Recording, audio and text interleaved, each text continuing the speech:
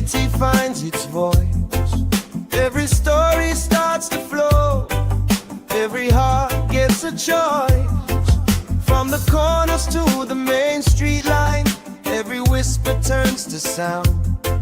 There's a space and there's a time for your truth to come around.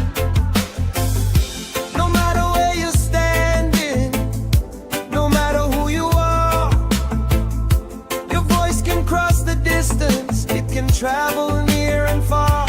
This is your clarion call. Let it rise, let it fall. Every word, every view, there's a place here for you. From the silence, break away. Let your voice lead the way. Hear it echo through it all. This is your clarion call.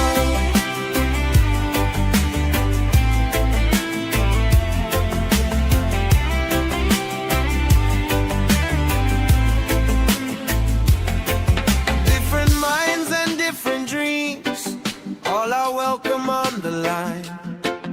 Every shade and in between, every truth we redefine. You can laugh, you can debate, you can question what you see. It's a moment to create what a shared world could be. No need for hesitation, just pick up and be heard. In every conversation, there's power in a word. This is your clarion call. Let it rise, let it fall. Every word, every view, there's a place here for you. From the silence, break away. Let your voice lead the way. Hear it echo through it all. This is your clarion call.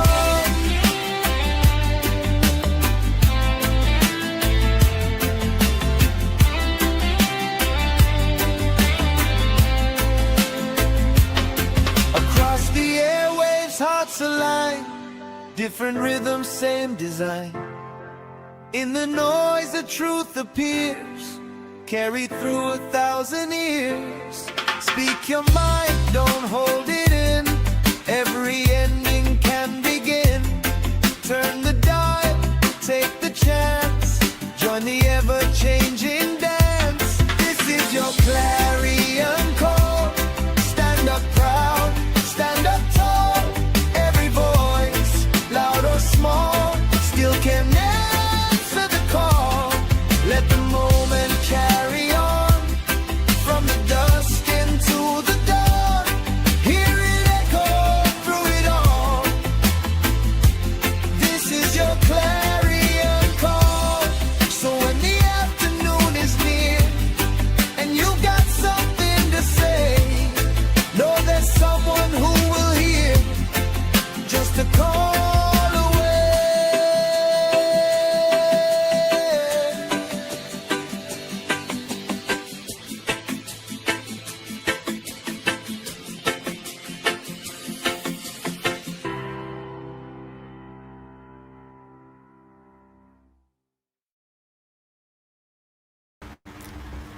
Ladies and gentlemen, good afternoon to you. Good afternoon, my family. This is your clarion call. It is the 3rd of June 2026. My. When you check it out, we're moving right along, aren't we? Please to like up the live, share the live with somebody, and if you're watching and you're not yet a subscriber, please ensure that you subscribe, because this is your clarion call this afternoon. How are you doing in the chat? Let me know how you're doing in the chat. Today we're expecting presentations from Zulika Jess and Mr. Peter Bunting. So we want to do what we did yesterday, which was to just jump over Parliament when they have started their presentations. I believe Desmond McKenzie, the shameless the awful, the incompetent Desmond McKenzie is doing his presentations, and we are not interested in hearing any more grandstanding, to see any more grandstanding, and to hear any more nonsense being spewed. So as per usual, when our opposition members have started to present, we will jump right over. How me sound? It is so hot. It is definitely well, the El Nino is upon us, ladies and gentlemen. Remember, the experts told us that we should expect intense heat. Intense heat, ladies and gentlemen. We're expecting intense heat, and with the intense heat comes unpredictable weather. So the people in Westmoreland, St. Elizabeth, St. James, Hanover, and in other places, they are worried, ladies and gentlemen, because we don't know what to expect. And while Desmond McKenzie, the Minister of Local Government, is trying to come up with excuses as to why he has failed as Minister of Local Government, the people are wondering what next. What else should we expect? Because rain can start, heavy rains can start, and listen, it doesn't have to be a hurricane or a storm. We just need a few days of consistent rain, and you will see just how bad the reality is. You will just see how far behind Jamaica is. You just want a couple days of rainfall, and you'll see just how much of a failure this government is. I was over by Parliament, over by PCBJ, and I typed in the chat that it is such a shame that the government, they have really and truly failed our Jamaican citizens. It is a disgrace. There's just no excuse. But we heard some good news today. The people say it is breaking news, so a breaking news for you, ladies and gentlemen. Who can tell me what breaking news is this?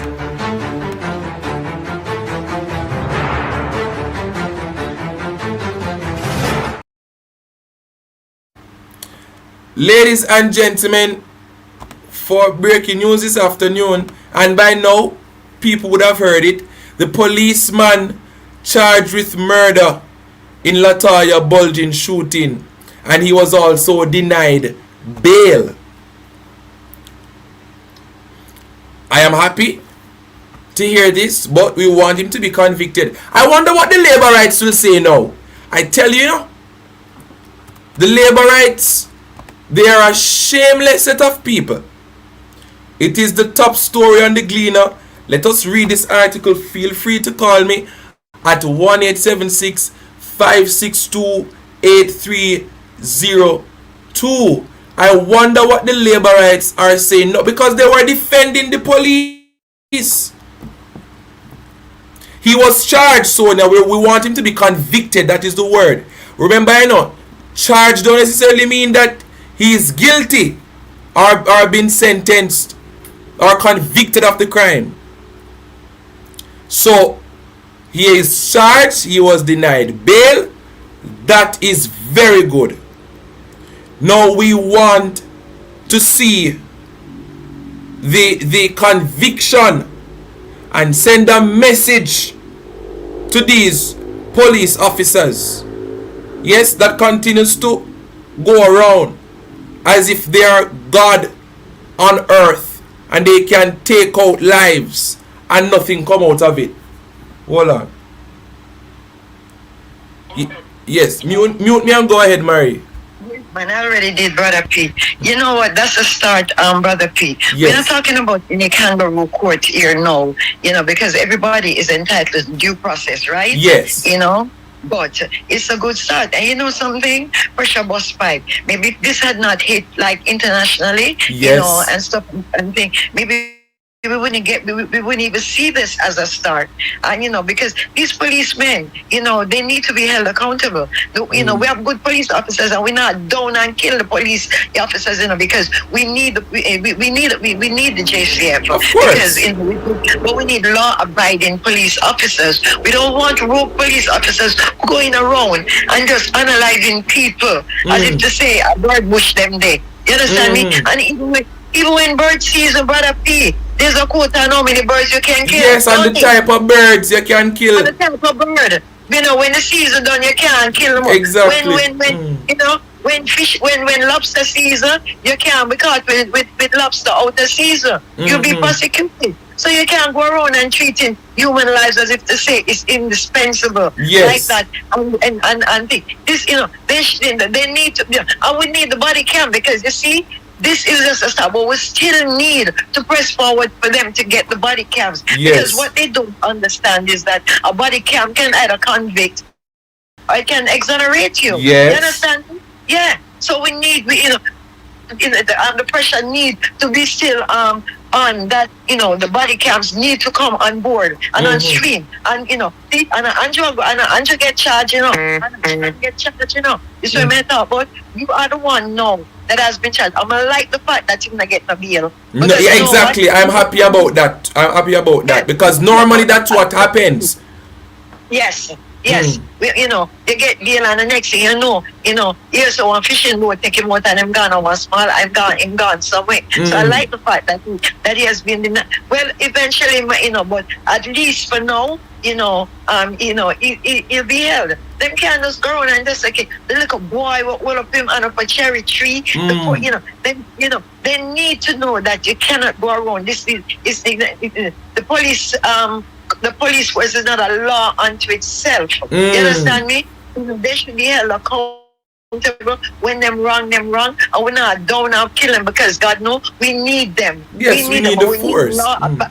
We need law-abiding police officers. That's what we need. You understand me? And the security chang, needs to be held accountable too, because I him give them the mandate to go out there and just murderize people.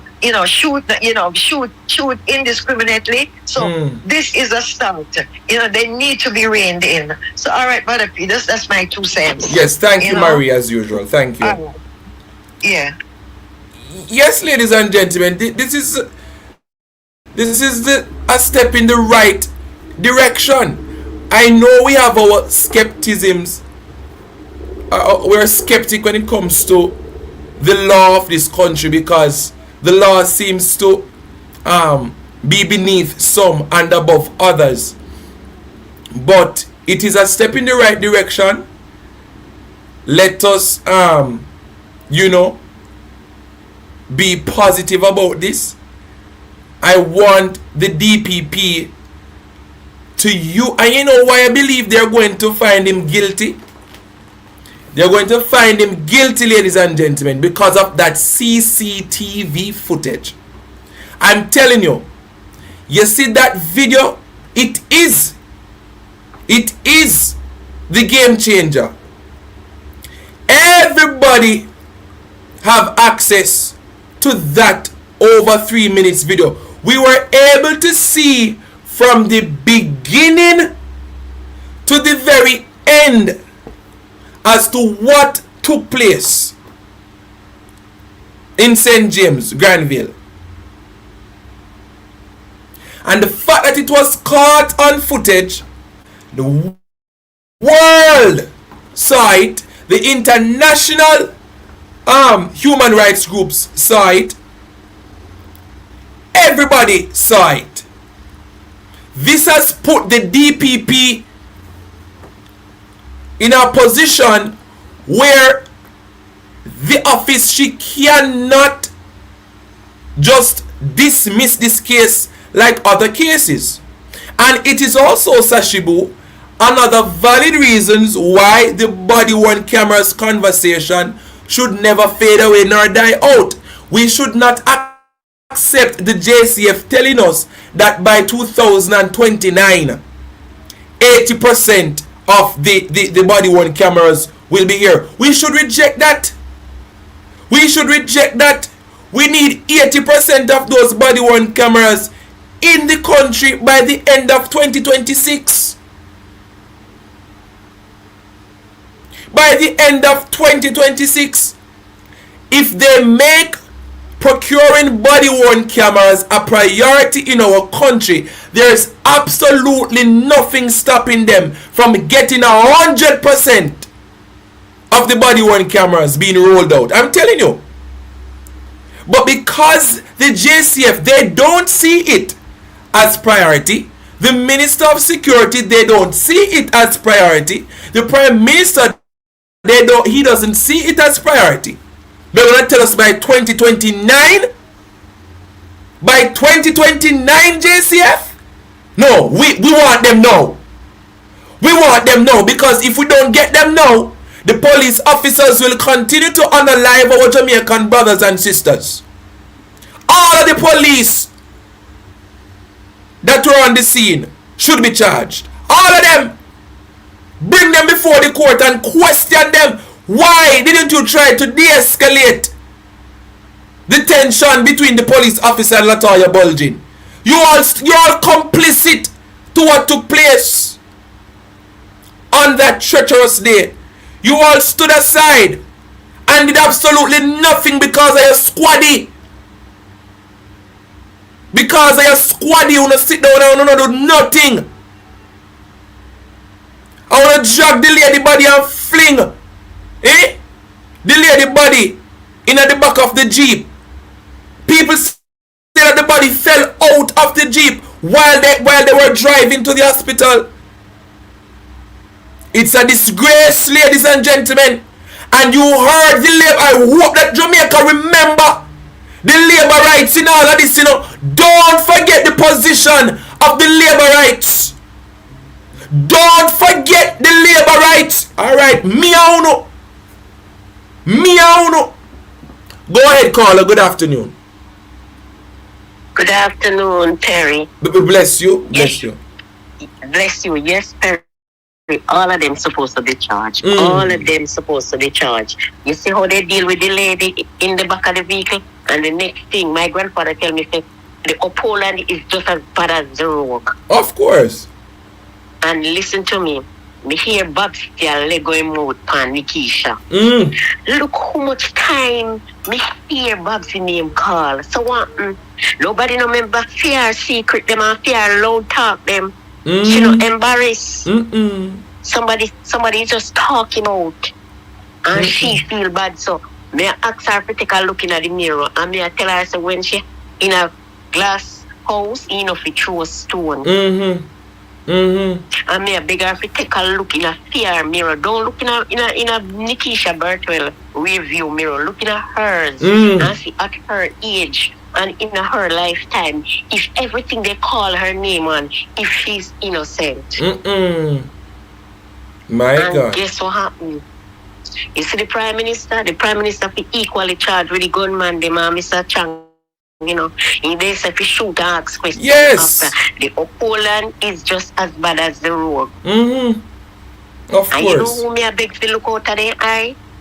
Me just a chop up his gear, you know. Me a beg Mr. Curry, please, to look out of their eye. True. Mr. Curry, look wide and look far and look near, not just no shadow after that. The hands, the man and the hands of man will fail you. You dare not trust your own. Yes. Be careful. You see Jamaica underwater, they are all the way they don't get do. But me I beg God to intervene and stir it up for me, you know, because me know who God is. Yes. Me can assure and tell them, say, all of them, we are having people under bondage. He said, woe be unto them that lead my children astray. And he said, one was out in the desert, True. far away. And remember I sang when he singing, he said, oh, I found my last one sheep. God, I go come to sheep them. Have a blessed day, Mr. Perry. Make life go on. make Andrew Galang him a hide from the boat, Mr. Chang. Then if he hide, then if he go in. They for go up there. Yes, then if he go in, go sit and have big talk and big dinner. Yes. Then if he hide. Me want to see them on the ship like everybody. You see Dora the Explorer. I ask Mr. Vaz, say, if you give them the money, just like how you get the money if you buy the bus. Yes. If you get the money and if you talk about the bus, tell him say miss if you talk about the bus. Right in our present of them now. If you tell we how much in pay for it, we will bring up a bus argument. We want to know how much in pay for we nice bus them. So tell him say we want the rest of money and if you talk about it like no. And the same money we then take to go buy the bus, we want to buy the body camera. You see how quick them could have take out it? And buy the Starlink them and tell him say if he have to do it, we do it again. Well, that's so we want him to do it again. So we are asking please to do it because we notice that him a turn Prime Minister. So ask Mr. Vaz to get the body camera them and tell him say, if he thinks a name, when him hoping him out about bus, make we see how we go. We hear how the bus business go. Have a blessed day because they don't go a hype, but they know say calmer they round the road and because enough of them here I can't see it. But if they could have see it clear like how me see it, mighty God, them are run and hide. Have a blessed day. Yes, thank you so very much. Thank you. Yes, ladies and gentlemen, I wished Ishmael a happy birthday this morning. Let me say it publicly again. Happy birthday to you, Ishmael Douglas. As a matter of fact, Ishmael was at my surprise birthday party. Now, who remembered on the 12th of April when we had our they threw a surprise birthday party for me. Ishmael was there. He was afraid to be on stream for whatever reason, but he was there. He came and he supported me, and I want to wish him a happy birthday. And even though I have moved on, we still communicate to this day because I genuinely believe that we are friends. We're at least friends, right? My birthday was the 12th of April, so I want to wish him a happy birthday. I want to wish him a happy birthday. Yes. I don't want us to forget. I hear what somebody said that Mr. Desmond Mackenzie over there talk about who disrespecting the House Speaker. You see what the man using his time to address? The amount of important matters to talk about in this nation. For those who don't know who Ishmael is, by the way, Ishmael is from PDTV News, one of the producers. Go ahead, Daniel Thomas. Greetings, boss. How are you doing? I'm good, man, Doc. How are you? I'm well, a bit tired, but pushing through, you know? Yes, I can imagine. Yeah, man. Yeah, well, I reached out to you because I discussed with my team again regarding, in terms of you being on the team. Yes. And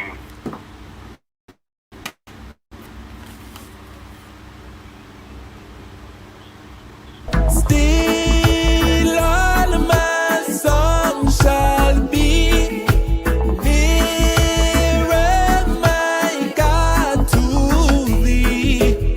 Nearer, my God, to thee.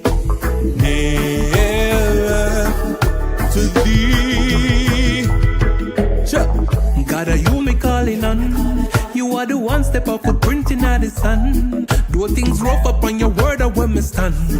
Draw me closer, Father God, just hold my hand. Because me need you right now. Every day me just a pray. Lord Jesus, me beg you, please no make me stray. You are the only way. I still have a few words to say.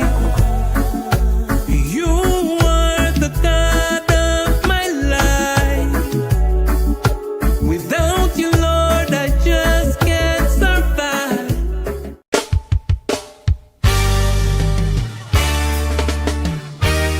Lightning and thunder for the JLP. Oh. Corruption in the nation. What a sticky situation. Always see a degradation. Innocent men at the station. Andrew and his cronies getting richer, them a big done. Talking about them helping out the poor. Tell me which one. Juliet, a speaker of the house, me can't believe it. Them mashing those in trust for people, I go feel it. The JLP, them satanic and demonic. Now war fit the use, them prosper only fit them pocket. I beg is hamping. Corruption in the nation. What a sticky situation. And we see a degradation. Innocent men at the station. Andrew and his cronies getting richer, them a big done. Talking about them helping out the poor. Tell me which one. Juliet, a speaker of the house, me can't believe it. Them mashing the house in trust for people, I go feel it. The JLP, them satanic and demonic. Now war fit the use, them prosper only fit them pocket. I beg you stop it.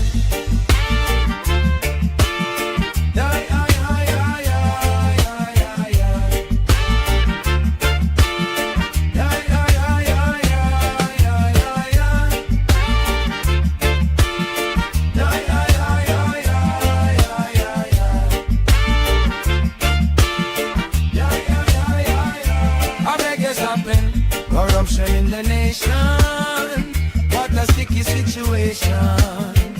Always see a degradation. Innocent men at the station. Andrew and his cronies getting richer, them a big done. Talking about them helping out the poor. Tell me which one. Juliet, a speaker of the house, me can't believe it. Them mashing the house in trust for people, I go feel it. The JLP, them satanic and demonic. No war fit the use, them prosper only fit them pocket. I beg you stop it. Yeah, yeah, yeah, yeah, yeah, yeah, yeah, yeah. Yeah, yeah. Ladies and gentlemen, sorry about that. I got a very important call just now. I see persons talking about it in the chat. So yes, I think it's appropriate for me to also say it. Ishmael has his own platform now called Deeper Jamaica. I don't believe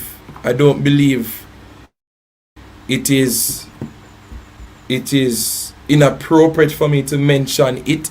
I don't see the sense of secrecy. I mean, one would only fairly assume that the only reason why Ishmael has his own platform now is probably because he's no longer with PDTV. Could somebody confirm or deny? Happy birthday, happy belated birthday to Hakeem.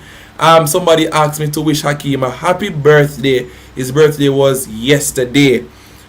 So is it a case where Ishmael is no longer at PDTV? I'm trying to understand. It's his birthday, so I want to promote his channel. Oh, he's still with PDTV. Okay, well that's good. So he's still with PDTV, but he has his own channel. Well, that's great. Please support Ishmael even on his birthday and his channel. It's called Deeper Jamaica, right? Ishmael supports me. I want to support him.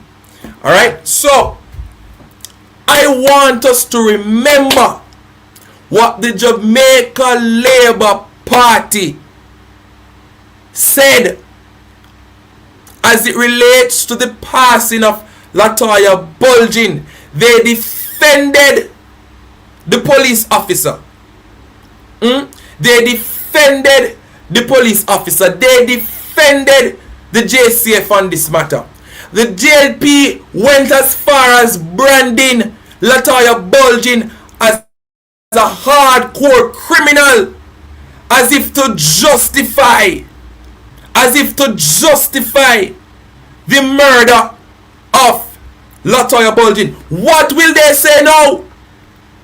Now that the DPP have ordered, they have denied bail and he has been charged. What will they say now? I get a call from Blazing TV. Blazing TV, bless you. Blessing to brother, bless up all the prospective team them. Listen here. I am so happy that this policeman is charged for murder. Yes. And I want to say this. Surprise. If Surprise didn't call out Andrew and take out those bail and say what he said. You know that policeman wouldn't get charged, you know. But because Surprise determined, put on in labor right things them and say something have to be done. Now he's charged, well charged. No, he can't get away. The whole Jamaica is happy. And I'm saying to all the labor rights, just like how Sir P called him out for the murder of Buju, why they can't call him out for all the wrongs them what he doing in front of the eye where they hear all the things them, call him out to and threaten him. Yes, it's true. Threaten him, make him change all the big worship and all kind of things. I have a confession to make to Jamaica. Yes. Quickly. You see, Blazing TV, I was a die-hearted labor right. Born in the workers presiding officer. You there? And the whole works. I grew up in a home where my grandparents are die-hearted labor right. I never know the meaning and the difference. I just be like them. Yes. And I in Kingston, I work for labor. I am a die-hearted labor. And now, Jesus Christ, I don't want to hear breeze about them. May a PMP straight.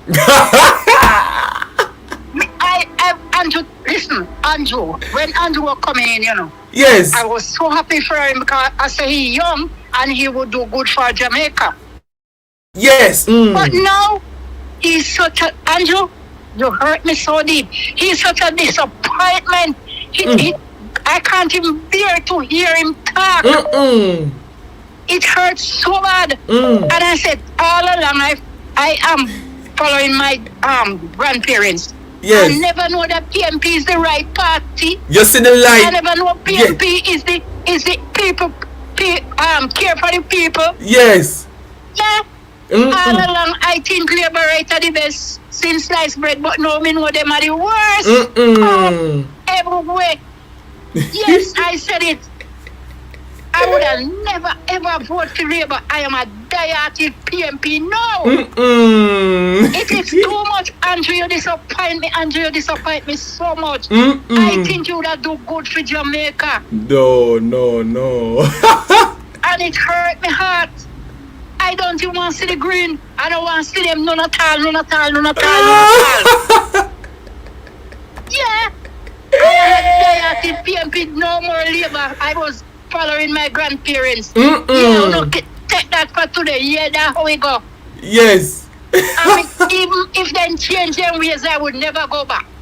Oh Lord, I don't think that what they are up to. I see what them doing. I see all the wrongs. Yes. But my old people, them, they don't know the whole ropes. You know, they just die-hearted. Yeah. Yeah. You hear me say, Mr. I say I work as a presiding officer. Lord have mercy, I wouldn't go in this story with you. No one here breeze about them. I'm watching the people in Jamaica if they're not going to. Yes. If they're going to sit back and let them get a fourth term, so what? Oh, they must get fourth term.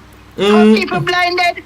All of you guys must come out like how Surprise come out and did loans the wrong. You don't know, stop. Cool up on yourself and hide up on yourself and you don't want to talk. Yes. Yeah. Big up yourself, Perry. Hold on, caller. Them ask you which polling station I used to preside over. They want what to watch. Alright. Love him, blazing. Me ever fresh. Kingston Tree, Vineyard Town. Oh, Kingston Street, Vineyard Town. Okay. Yes. Alright. I was a presiding officer, so steer them ask. I labor rights. I used listen, my children's dad was a police officer before he died. Yes. I and him used to have bangarang. Because he is a PMP and I was a labor. And we used to have so much bangarang. Hey, me say, no people, you must not be die-hearted unless you understand what is happening and what is going on Yes. in the country. It's Yes. all about the people. Caring for the people on Diaki's story. Mm-hmm. Caring for the people, the poor. Yes. People live under 10 still in Westmoreland. Mm-mm. In St. Elizabeth, people don't have this. Hey, Lord man. Jesus. All right. Bless up yourself. Bless Spirit. up. All Enjoy right. yourself. Yes. Pick up the team and enough respect. Yes. Yes. Blessings, blessings, All right. blessings. Okay. Me ever fresh, me no green. Me coulda never green dog, me no chow chow. No. Ha ha ha ho ho. Who ya know? Me ever fresh, me no green. Me coulda never green dog, me no chow chow. No. Ha ha ha ho ho. Who ya know? Yes, caller, good afternoon. Bop. Bop, bop, bop, bop. Oh, Jesus, mercy, Brother Perry, good evening. Good evening. That's a good evening to everyone this evening. More fire, Brother Perry. Yes, yes. I said, let me give you a call and ask you this question. Two of them that pick up the lady, Joe and Shore in the back of the pickup. Only 2 feet and one hold the 2 hands. Yes. Which one them lock up now? Is this one that hold the hand or the feet? Boy, I know that the one who shoot, the one who gave the fatal shot, he has been charged and denied bail. The man was even trying to get bail. They saw them wicked. Why would he even want you want to get your bail? Them deny the bail. Because they think they can do this and get away And with get it. away. And get away with it. But I have one more thing to say. Yes. From that one more, I'm gonna say as I laid. I said at work here, and I said I have to say this to you. These 2 of them should go right into jail because the 2 of them are ringleader. You see this man kill this woman and he pick her up by the hand. He one could maybe pick her up. So you go help pick up and show in a truck back. You know, sister, Sweet said him is like a rogue too. The other one is a rogue too. Yes, man. Yes. So the other thing I say, I have a smooth still and they think a cool breeze. Yeah, exactly. It's a I hear a disgrace. calling and asking questions, said something she asked. And I said to myself, I know this, why don't I go lock up this one and lock up that? I know the same deal leaf drop in the water, you know. Exactly. So Exactly. all them are go on with and get away with it. It's only a matter of time because the leaf stay a little bit down there, you know, before it rotten. Exactly. Exactly. So when I start come out and start to talk for one another, that's where we're gonna see what happened. Then Brother Perry, you're gonna have to go get some fun, you know. Or when the fire start get hot, Yeah. in the kitchen. My, I tell you, it is serious. It is serious. When the fire start get hot in the kitchen, everybody are going to run up and down and look coolings. They're going to run from here to everywhere so they can get place to hide. But there will be no place to hide because all the rats are going to look for place to hide. You hear me? Yes, exactly. There won't be any place for them to hide. So, Brother Perry, I said, let me squeeze in a little time from work and drop it like it. I appreciate drop it. Like it drop. I appreciate it. Oh God. Happy birthday to Ishmael. Yes, happy birthday to him. Thank you. Yes. Yeah. Bye-bye. Yes, ladies and gentlemen. I'm also hearing that up by the University Hospital, you know. A signature was being Jamaica Love, thank you for reminding me. You know, says whole heap of carelessness are going on in this country. Up by the University Hospital, they might use some of the signature and the man don't know say signature be used. Up by the University Hospital. And I heard that Hero Clark wanted to suppress the truth. But see if we can play the video here quick. Marshall, me a come, I see a calling, I coming.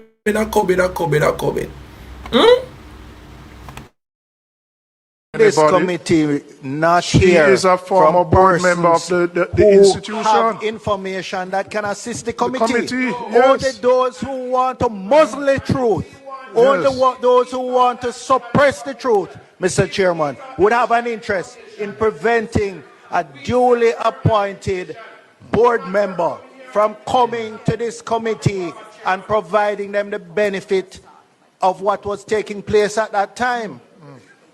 So it's only those who want to suppress the truth and protect the shenanigans that was going on at that time that would want to prevent a board member who had first-hand knowledge of what was taking place from giving witness to this committee.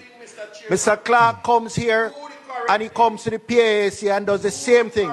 His objective is to disrupt the meeting, to try and intimidate the staff, and he must stop it. You must stop it.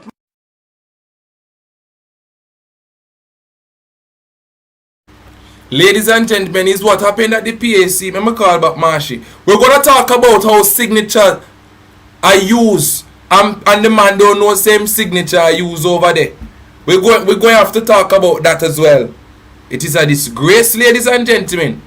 We're going to talk about it, you know. Yes, Mr. Marshy. So, come we say something. Yes. At the PLC, you see, then I wrap up to call out Dennis Garden name. Yes. But then I call out the name of the man who owns Supreme Laundry. Since then I want to call him name, I go call him name. Dwayne Smith from Jamaica Labour Party. Yeah, call him name, Marshy. Yeah. Call him name. He wants Supreme Laundry. Yes. Supreme Laundry. We get the same benefit that Dennis Garden gets. Yes. Right? Remember, said Dennis Garden at PNP. He don't have nothing to do with who set up the board or anything at university. Right? And labor right there, but they can have pure labor right there. Tufton I put there. Right? Tufton, go down Tufton, fling where all who was there and put who he want there. Right? So, Dennis Garden, nobody there, no friend. Right? So, all you get team benefit, I think the same way Dwayne Smith get. Dwayne Smith a big labor right. He's a member of parliament, same like Dennis Garden. What make they not want to Dwayne Smith want Supreme Laundry? It doesn't suit, Why? it doesn't benefit them. None of them no want to. So when Dennis Garden, how you get? Because the man signature they can feel something too. Why they not want to question Dennis Garden? Right? But even if this but Marshy. No, but some of the PNP them in their pussyfoot into because them not talk up the thing. Exactly. But remember, say then what does Dennis Garden have to do with the signature being on his documents? Remember the man handing him thing. Well, he not to do with it. Oh, he not go put it. Him not a control over who for signature go on his sit name. Control. And you see Shirai Clark. Shirai Clark. Yes. He's a deputy speaker of the house. He's just as bad as Gillette was. Just as bad as Gillette. Shirai. None of them call him Shirai, but a Shirai that.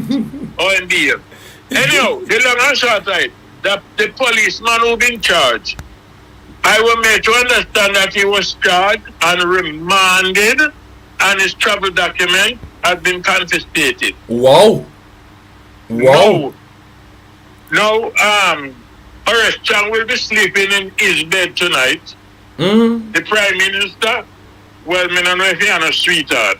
So, maybe he sleep in bed or sweetheart bed. Me don't know. I can't tell. Me don't know in business. But me think he might go sleep in a comfortable bed tonight. The Commissioner of Police is going to sleep in a comfortable bed tonight. Yes. Where that policeman going to sleep? Because he is remanded. That's how serious the nature of the case is. When you look at the video, what else the prosecutor could do? I'm wondering what this has to be. There's nothing else. Yes, this man must be convicted. There's nothing else. Go directly to jail. Go blame monopoly. Go directly to jail. Do not stop. Do not pass. Go. Do not collect. Go directly to jail. As it has been said in monopoly. Yes. And let me tell you, there is other case too, Of the course. one a magazine lane or swamp lane, one of them laid up a bag work where they take out the boy out of the house. Yes, And yes. carry him out and put him to kneel down and murder him. Right?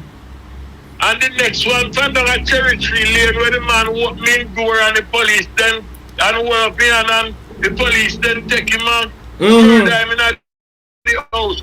And I could say many, many, many more. True. Go like this, right? But the thing has to stop someplace. Yes, it but has this to. policeman, I don't know if I arrest you follow, or the commissioner of police, or the prime minister, we are following to meet. Because the prime minister, all right, go we give the prime minister a little credit. The prime minister said meet the judge or meet your maker. Yes. But when the police then go, they don't go meet your maker. You're only a meter maker. You're only a meter maker. Only a meet the maker, you know, meet the judge. A long time in that world, you know, so I remember so once upon a time, Batman and police get up and Batman and get shot under police. The hospital under police guard. Right? When Batman and police meet up, no war, it's alleged Batman and police, they shoot them. And the Batman or the alleged Batman only end up in an eternity ward. Eternity ward, yes. Eternity ward, me say. And that's what the man they end up. Because the police only kill it. And this half with police, in a team case, you don't get no training. You don't realize the motor vehicle driver for you can't disarm the vehicle by shooting the wheel of the Exactly. Exactly. And if you don't even do that, you don't take the license plate, you must catch him. Must catch. You know, have to kill. And if them are term it, so that's the police that talk to her and she want to drive with. You know hard, man. You know, big communication thing, man. You know, can't simply to the road that can catch her. It's not a crime that word you have dead. You shouldn't do that, Mr. Police. And your colleagues, them around you. I don't know if I can blame your colleagues because the way I say do it, maybe they can't tell you say don't do it. Why? That too. Yeah, they couldn't tell you say don't do it. So go and go face your penalty, man. And top the police on the top follow Oldness, Chang and the commissioner of police and a murder people. All the people them care them at hey, police. You know, remember so one man shut up one dinner with Trump there? Yes. You realize how them police they do it? They not run down the man and kill him, you know. No. Make sure they catch him and carry him, you know. You can imagine you try to shoot the president of the United States of America, eh? And the police then try not to kill him, then try to hold him. Question him. But then do after me no know. Yeah. Question him. Okay, so if one mosquito bite, you know, to run, you don't want to kill somebody because Chang said what? What Chang tell them say? Oh, I don't know if you wear body camera, nobody can see no. Chang says a crazy idea. Chang says stretcher, Jeep, van back, something like that. But I don't know all of that something, but police, this prosecutor could never do anything else. You have to charge. And you know, say, me alone now, the case closed. Me now waste my time asking another question, you know. No make no sense. The proof is there. Because I tell you, I don't know if nobody, me give talk too long. Me don't know if nobody love the police like me. Because I have some friends in there. Some of them know my advice to me. I don't know if them are vexed with me. But for me know so when me I say true. Yes. God help, man. No, man. Somehow not going to bad, man. Take care of it. All right, Marshall. Bless you. Bless it. Ladies and gentlemen, let us not forget. Lest I forget. Let me sing that song. Guys, tell me what go on in the parliament, you know. We want to hear Zulika Zes. We want to hear Peter Bunting. Lest I forget, get ceremony. Lest I forget thine agony. Lest I forget thy love for me. Won't you lead me to Calvary? Somebody type in the chat. Type it. Lest I forget Gethsemane. Lest I forget thine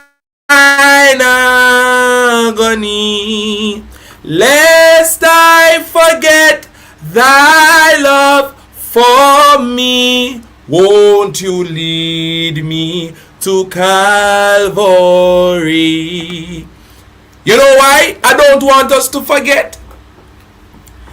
It is the labor rights, ladies and gentlemen.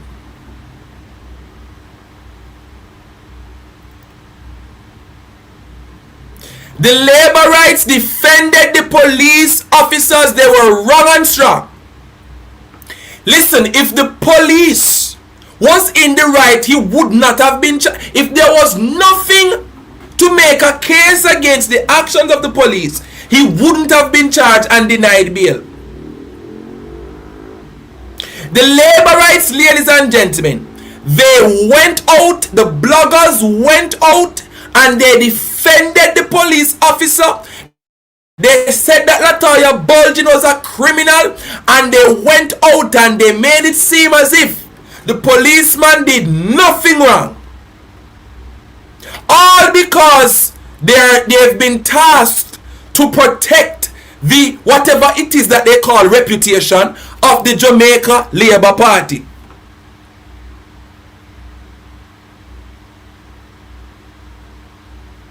Just because they have to protect the GLP administration.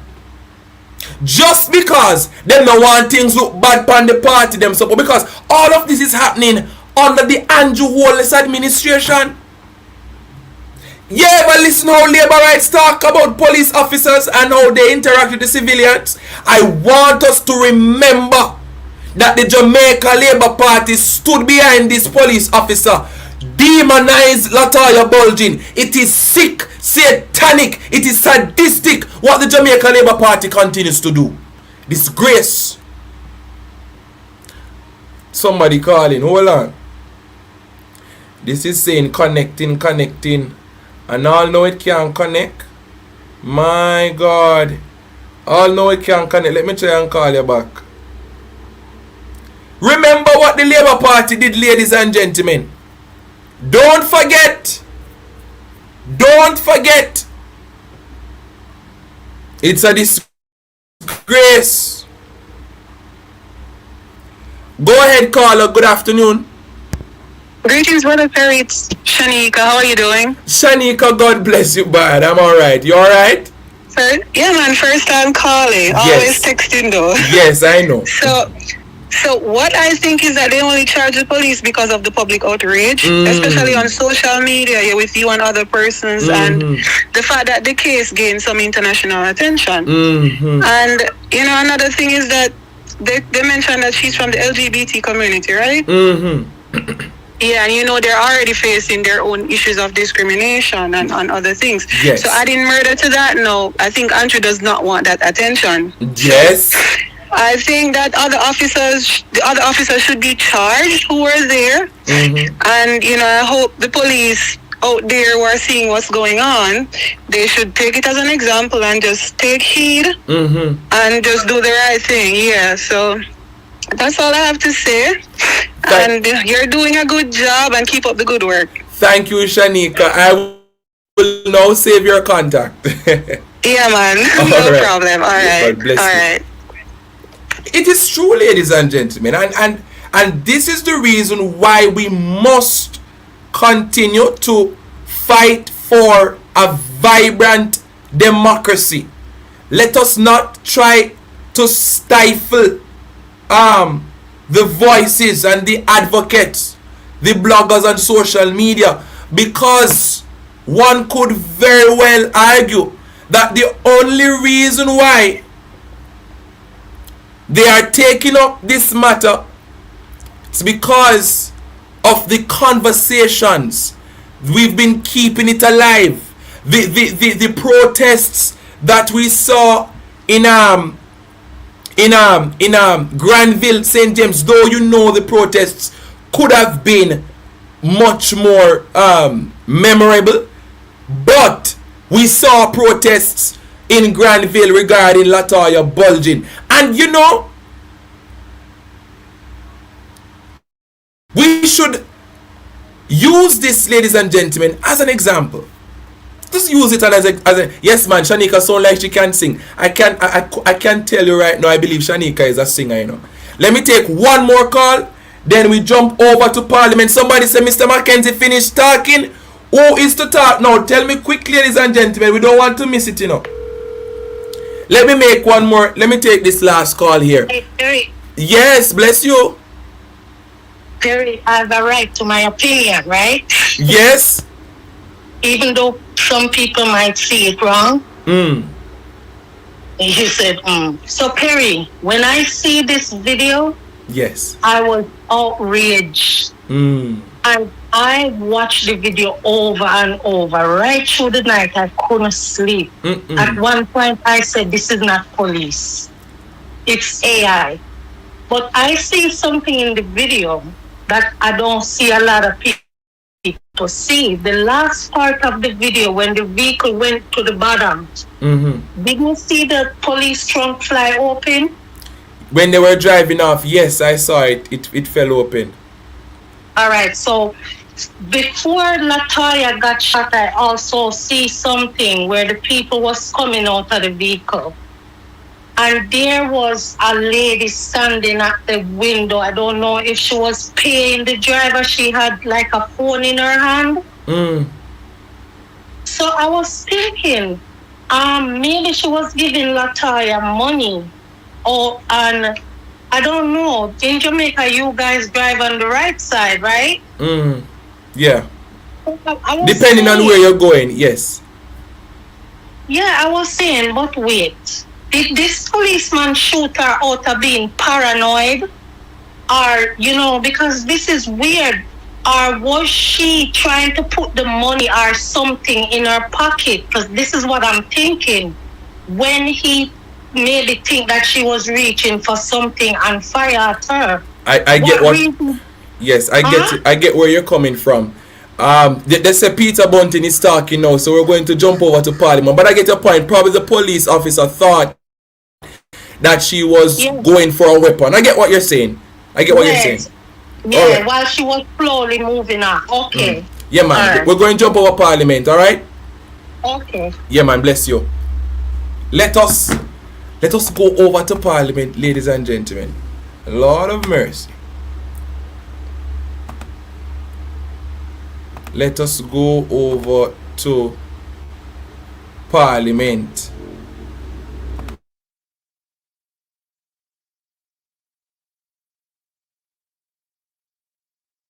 Significantly. Inflation has, generally speaking, remained within the target range. International reserves have strengthened. These achievements were important and necessary.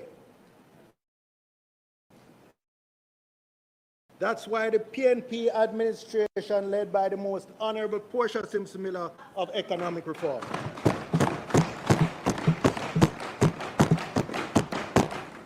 and we did most of the heavy lifting in achieving the successes of the last 14 years. But stability was never intended to be the destination.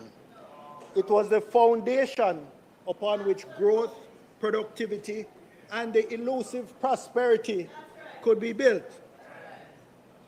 Unfortunately, that transformation has not occurred. If you look at the chart on the screen, it's real GDP growth since 1980. Jamaica's long-term economic growth remains among the weakest in the developing world. Real GDP growth has averaged approximately 1% per annum over several decades. Labor productivity has declined. Foreign direct investment inflows have fallen sharply from their previous highs. Gross fixed capital formation has weakened. Real wages remain under pressure. For too many of our brightest and best, for too long, too many of our brightest and best have had to leave our shores in search of opportunities elsewhere. In short, we have stabilized the economy without transforming it. The IMF, the World Bank, and the OECD have all reached broadly similar conclusions regarding the state. He has from low-cost shared They continuously improve productivity, strengthen institutions, invest in human capital, encourage innovation, and create an environment in which businesses can compete and grow. Countries that fail to improve productivity eventually encounter a ceiling beyond which growth becomes difficult. Wages stagnate and economic opportunities diminish. That is precisely where Jamaica is today. My colleague MP from Manchester, Minister Marks, in her sectoral presentation, cited increased numbers of online transactions, electronic payments, and digital government services as evidence of progress. And while these developments are welcome, I would say, Minister, activity should not be confused with productivity.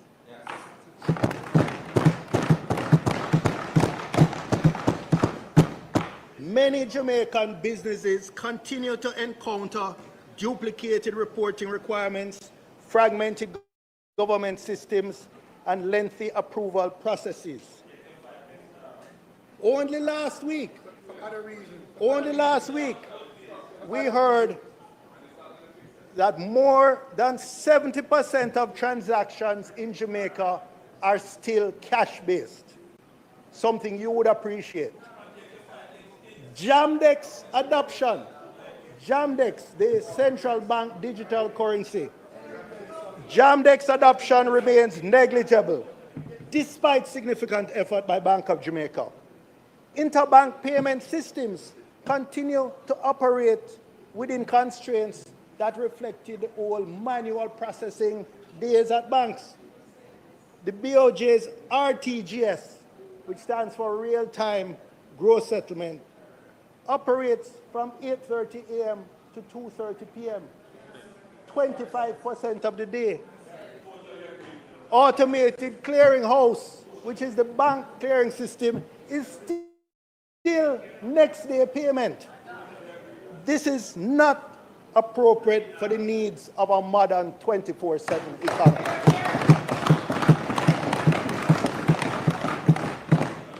So my point is straightforward. Technology is an enabler, but not a substitute for reform. Moving bureaucracy from a counter to a screen is still bureaucracy. It's just digital bureaucracy. Productivity gains arise when processes are fundamentally redesigned. Responsibilities are clarified. Duplication is eliminated and institutions become more responsive. Technology can facilitate that transformation, but it cannot replace it. If there is one statistic that should concern every member of this House, it is the performance of Jamaica's labor productivity over the last quarter century. That blue line that's trending from left to right and goes almost to the horizontal axis is Jamaica's labor productivity measured by real GDP per worker over the last 25 years. An entire generation has grown up in an environment of declining productivity. During the same period, labor productivity increased by approximately 1%. China, of course, is a star. You have to use the axis, the vertical axis on the right for their index. Their labor productivity increased by more than 400% over that period. But closer to home, countries in Latin America and the Caribbean, with which Jamaica competes more directly for investment and export opportunities, have achieved substantially stronger outcomes. But economists often focus on total factor productivity, which measures the efficiency with which not only labor, but capital, technology, and organizational systems are combined. It captures innovation, management quality, institutional effectiveness, technological adoption, and the allocation of resources throughout the economy. In successful economies, growth in TFP accounts for a significant share of long-term economic growth. In Jamaica, it has remained weak for decades. What the graph shows, and 2021 is the base year, is that for our entire history, since independence, Jamaica allocated and combined resources more efficiently than it is doing currently. This is not a productivity challenge, it is a national emergency. Thank you. Well, I must say, I must say this is our first Prime Minister. This is our first. But you would understand, and the ministers that flank you, that this matters profoundly. Because productivity growth is not simply another economic indicator. It is the primary source of long-term improvements in living standards.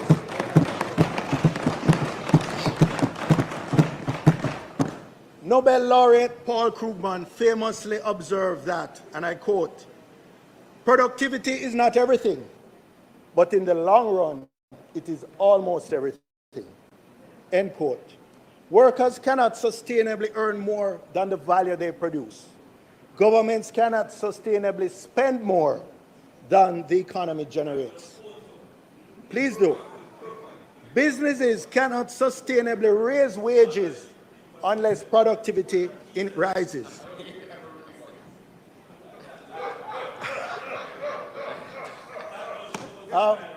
Mr. Speaker, I'm reclaiming my time. If productivity is the engine of economic growth, then human capital is the fuel that powers it.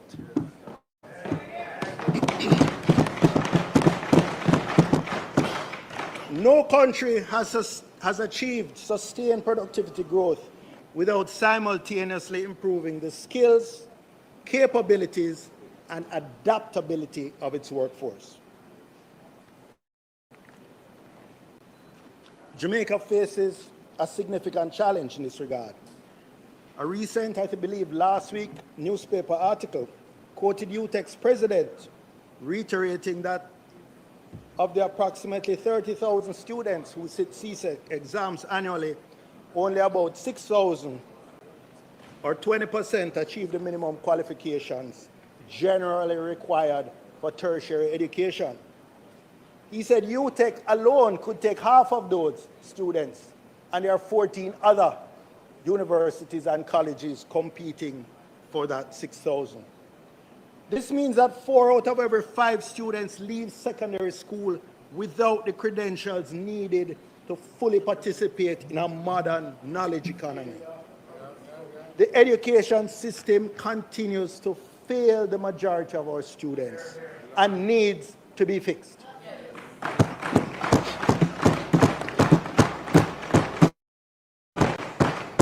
However, the economic implications of this reality extend far beyond the education sector. Employers consistently report shortages of workers with adequate literacy, numeracy, technical and digital skills, even while hundreds of thousands of Jamaicans remain outside the workforce. The challenge becomes more urgent when viewed against the backdrop of artificial intelligence. The IMF estimates that approximately 40% of jobs globally will be affected by AI. Routine and repetitive tasks are increasingly susceptible to automation, while demand is growing for workers capable of exercising judgment, creativity, adaptability, and complex problem solving. These developments have serious implications, for example, for our BPO sector, which is said to employ 50,000 Jamaicans directly, but I suspect that figure is shrinking. The sector, back in the day, generated employment opportunities and transformed local economies like Mandeville's. When we struggled to recover from the closure of the Kirkvine and Alpart alumina plants. However, many of the functions currently performed in customer service centers and back office operations are precisely the types of activities most vulnerable to automation. My information is that one of the largest companies operating in the BPO sector has already cut its workforce by almost 50%. The Prime Minister, in his budget presentation, identified the low workforce productivity challenge. However, he came with his administration's standard response: new acronyms. Since yesterday, we've heard of NEST, GRIFT, and CALM. GRIFT would be more appropriate. NEST, GRIFT, and CALM. But in that budget speech, the Prime Minister had already introduced NARA, JAMROC, and FAST. But then the PM continued, and I quote, starting in this financial year, HART will introduce a pilot of LEAP. LEAP is the acronym for Learn, Earn, and Prosper. And he went on to say, and we will expand CARE, the Community Action for Rewarding Engagement. So, Prime Minister, I acknowledge you have identified the challenge, but I don't agree with your solution to introduce a pilot of LEAP this year. Imagine, Prime Minister, the results of that pilot will probably be evaluated next year. And if it's positive, then maybe LEAP will be widely implemented in year 3. HART is a training institution whose curriculum evolves on a multi-year cycle in an environment where the relevant AI-driven technology changes every few months. This reality demands a fundamental rethink of workforce development policy.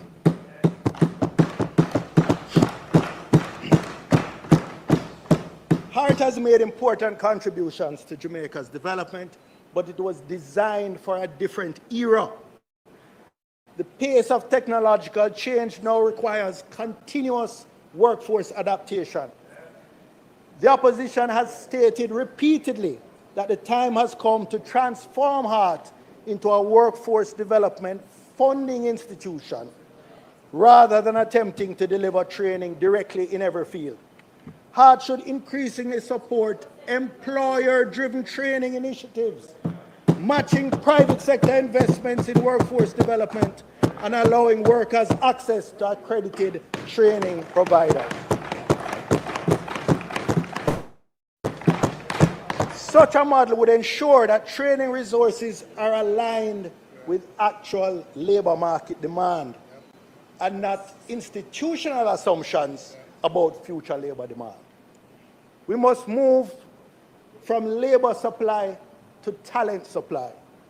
The winners over the next decade will be the countries that transform their workforce the fastest.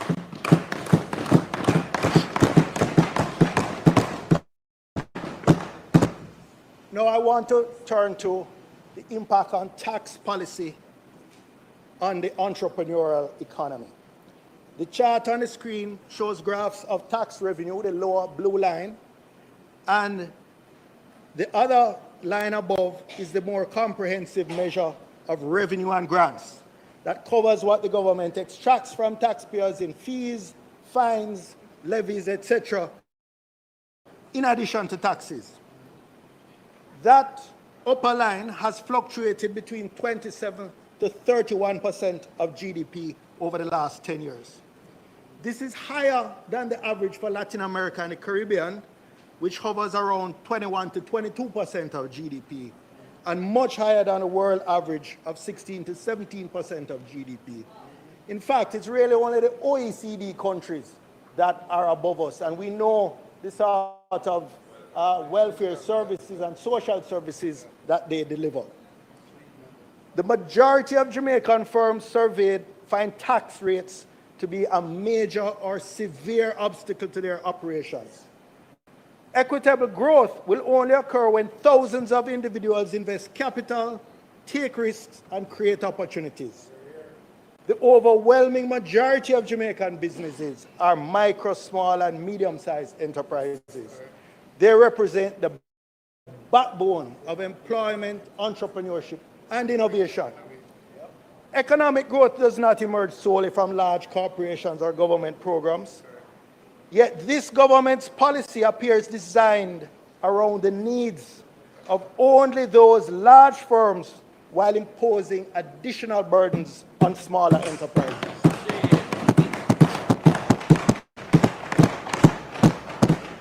The recent decision to impose GCT of 15% on the revenues of short-term rental accommodation is a prime example.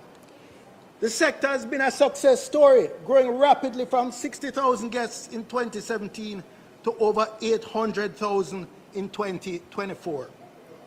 The short-term rental sector has democratized participation in the ownership of the accommodation sector. It has enabled thousands of Jamaicans all over, in Arnett Gardens, in Rockfort, in different parts of Jamaica, in Manchester, in Hanover, to become tourism entrepreneurs. Unlike the dominant enclave tourism model, a greater share of that dollar remains within the local community. Property owners, maintenance providers, transportation operators, restaurants, and local suppliers all benefit from stronger linkages to the domestic economy. Yet instead of encouraging this emerging growth sector, the GLP administration has chosen in Nicodemus fashion to respond with additional taxation in the depths of the night. Any justification that the move is a necessary measure to level the playing field in the accommodation sector is just plain poppycock. Large hotel investments in Jamaica qualify for substantial benefits under the Omnibus Incentives Act and the Tourism Sector Framework.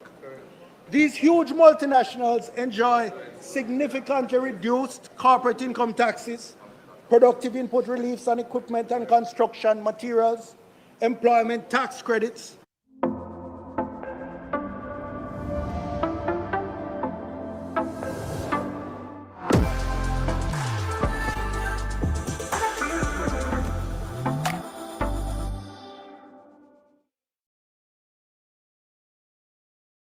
term rental sector that is still liable for income tax and earnings in their standard rate. This is the type of behavior that has prompted progressive leaders in the Caribbean and elsewhere to recently warn, and I quote, not to replace sugar plantations with hotel plantations. End of quote.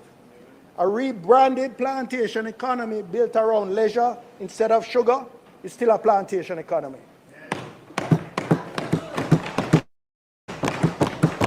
We don't want an economy where the average Jamaican can only aspire to be a worker, not an owner in his own country.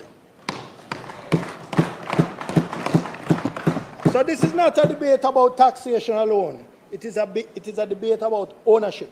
Jamaica's objective should not be an economy in which our citizens can only aspire to serve in the tourism sector. It should be an economy in which we can own a part of the tourism sector.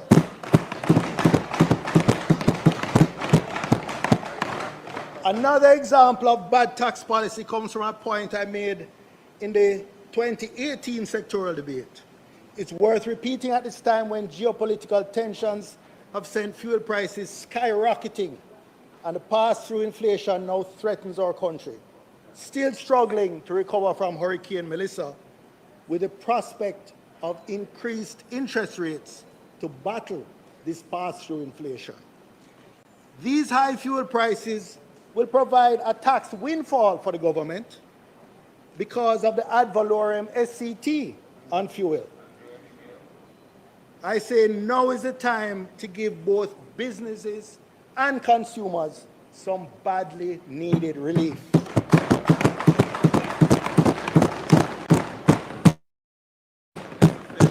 I support calls to cap the ad valorem SCT on fuel, but I go further and call on government to eliminate SCT on fuels altogether and instead include fuels in the base of GCT.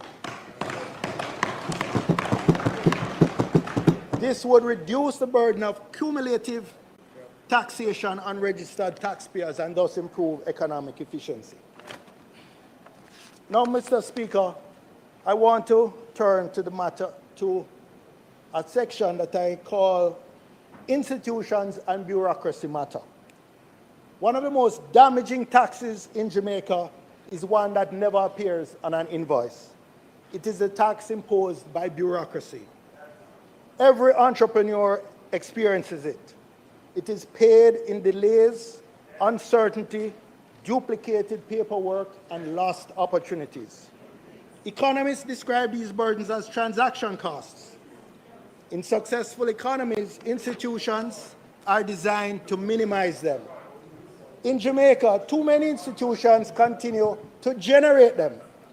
The result is lower investment, slower business formation, and weaker productivity growth.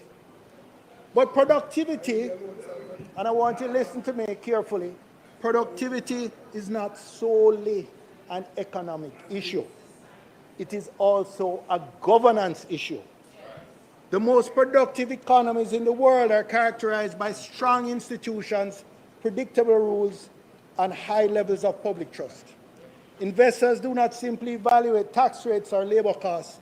They assess whether contracts are enforceable, regulations are predictable, and institutions operate fairly.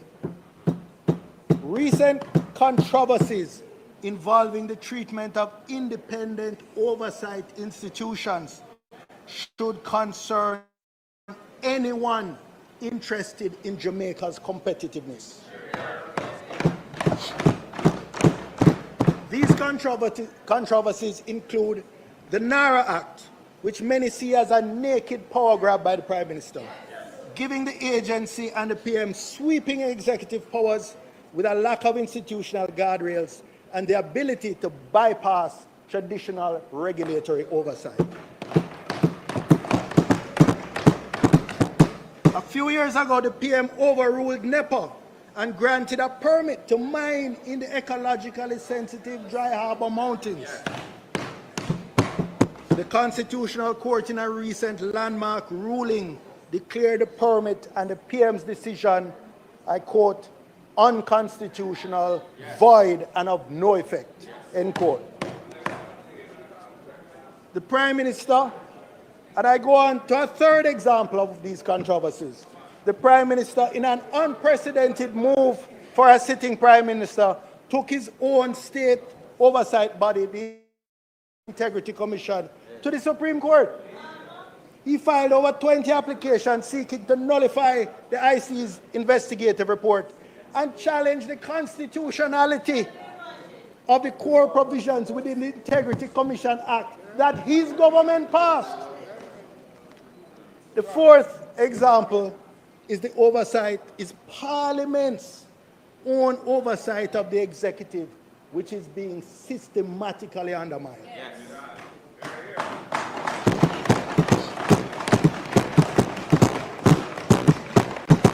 Presiding officers have abandoned any pretense of impartiality, and a 3-month delay in tabling the recent IC investigative report on the FLA is one example. Ministers sitting on parliamentary oversight committees, such as the PAC, are examining AG's reports for periods covering their own stewardship, which is crazy. Even where there are allegations of improper ministerial interference. Government members and the PAC and PAC appear to do everything to obstruct the work of the committees. Even yesterday, with the email system not working, there was a sheet that went around asking who had received the email from the committee clerk of the PAC's annual report. Every opposition member confirmed receipt of the email, and every government member denied receiving it. This is from their own parliament. Independent media is also plays also a critical oversight role in democracies. In Jamaica, our remaining independent media houses and investigative journalists are barely surviving. They're in the intensive care unit. There is an acute viability crisis for legacy print and broadcast organizations worldwide, and Jamaica is no different. Many close or merge, while others survive only as propaganda outlets for wealthy oligarchs or authoritarian governments.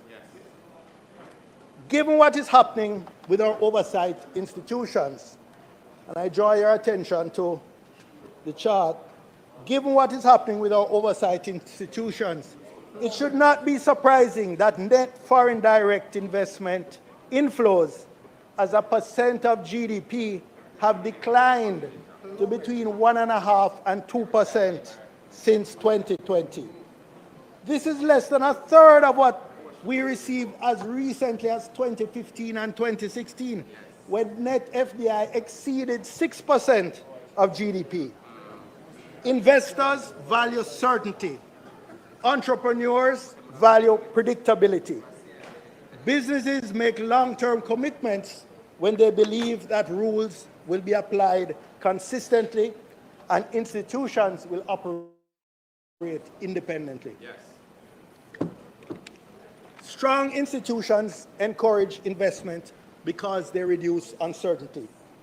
Weak institutions discourage investment because individuals and businesses must devote additional resources to navigating risk and unpredictability.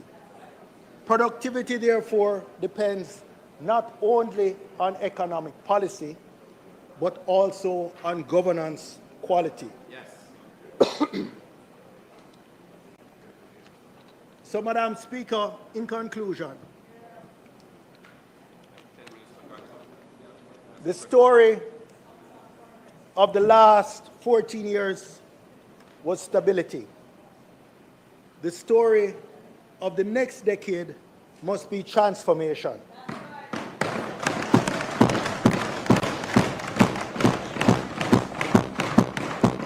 Jamaica does not suffer from a shortage of talent, nor does it suffer from a shortage of ambition. Jamaica doesn't suffer from a shortage of entrepreneurial spirit. What Jamaica suffers from is a shortage of systems that allow our people to realize their full potential. The Jamaican worker is not the problem. The Jamaican entrepreneur is not the problem. The Jamaican student is not the problem. The problem is that too often we ask our people to compete globally while forcing to operate inside systems that belong in the past.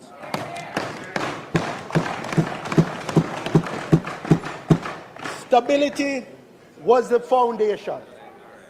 Transformation must now be the mission. Productivity must be the pathway if we are to reach that elusive destination of prosperity. And that is the Jamaica our people deserve. Thank you, Madam Speaker.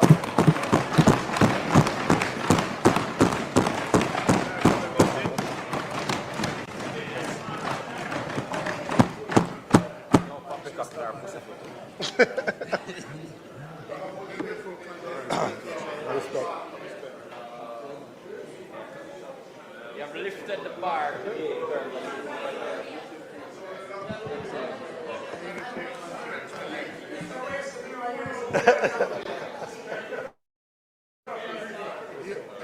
Are you at last?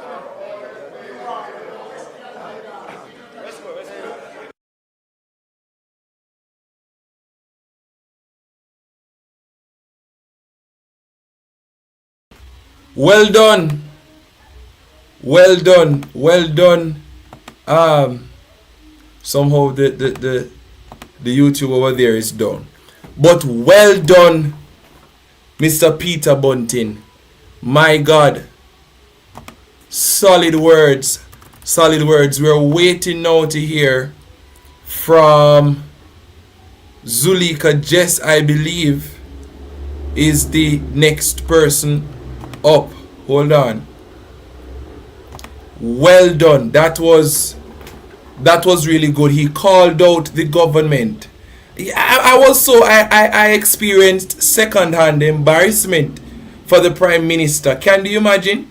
They want to talk about productivity when they continue to undermine the institutions that were implemented to protect against corruption. The Prime Minister taking the IC to court. The Prime Minister challenging the Supreme Court on the Benegal mining in the mountains there. It is just so disgraceful to know that the Prime Minister of the country is fighting against the same institutions that were set up. It is very sad when you think about it, ladies and gentlemen. And Bunting didn't only call out the Prime Minister, but he was able to give solutions. Zuleika Jess is up. Zuleika Jess is up. So let's hop back right over to Zuleika Jess, opposition spokesperson on justice.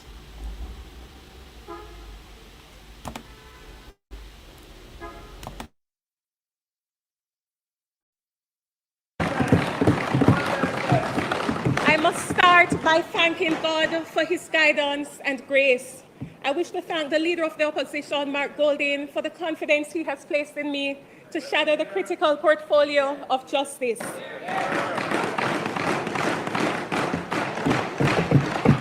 Even though I must confess that at first I wasn't sure if it was a promotion or punishment.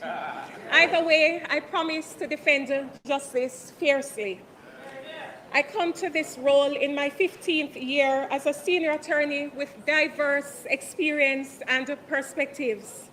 I wish to thank my incredible hardworking team on the ground, led by my counselors, Councillor Everton Fisher, Caretaker Maurice Nemard, but particularly, Madam Speaker, Councillors Champion Myers and Donovan Pagan, who have been my shield and my protector.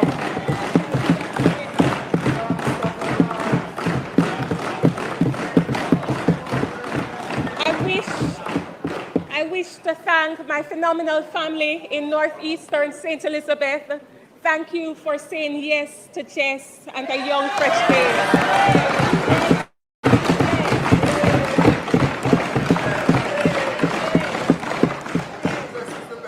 I promise to represent your voices stridently, even if some of the phone calls I receive are about asking me to personally help you to find a wife. Or to personally reimburse you for the damage done to your vehicle by the potholes along Santa Cruz.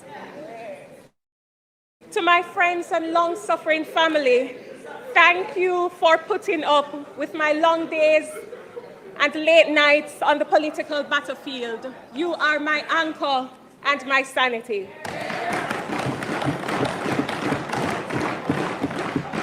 Madam Speaker, this maiden presentation is not mine alone. It belongs to the people of northeastern St. Elizabeth and to every Jamaican demanding a fair, transparent, and accessible justice system. I am deeply honored to speak on their behalf today. But we cannot speak about a fair and accessible justice system when the physical infrastructure of our courts is an absolute disgrace. 7 months after Hurricane Melissa, the justice system in St. Elizabeth and Westmoreland isn't recovering. It battering for life. So today, I must speak on behalf of the judges, the court staff, the attorneys, and the thousands of ordinary Jamaicans who are being forced to search for justice in ruins.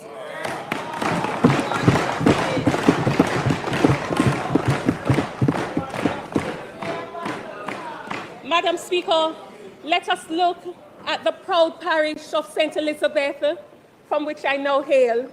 The historic Black River Courthouse was battered by Hurricane Melissa. And what was this ministry's brilliant emergency plan? To cram the displaced staff into the Santa Cruz Courthouse, which was never designed to carry this capacity. Go to Santa Cruz right now, Madam Speaker.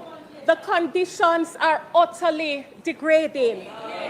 In January of this year, court staff were driven to fury because they were being forced to work in a building with no running water, no water for sanitation, no water for dignity.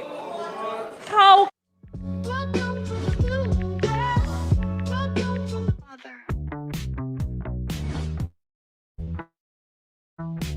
have you been?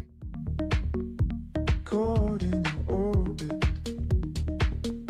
spinning round. Every word you say just pulls me down. I'm holding on. First part, the security infrastructure under this administration has completely collapsed. Just months ago in Santa Cruz, it was reported in the news that a member of the public barged straight into the court office and grabbed a box of legal files. It took the court staff themselves, who are ordinary workers, not trained security personnel, to physically fight off the intruder and knock the files from his hands. This happened at the Santa Cruz Courthouse in January of this year. But let us move on down the road, Madam Speaker, to Westmoreland. The Westmoreland Parish Court is out of commission. Initially, the minister boldly declared in November 2025 that the resources were available and that they were looking to secure a contractor under emergency procurement to restore the courthouse in the shortest possible time. But a few moments later, what do we hear, Madam Speaker? Now the minister says it will be too costly to repair. A total shameless flip-flop.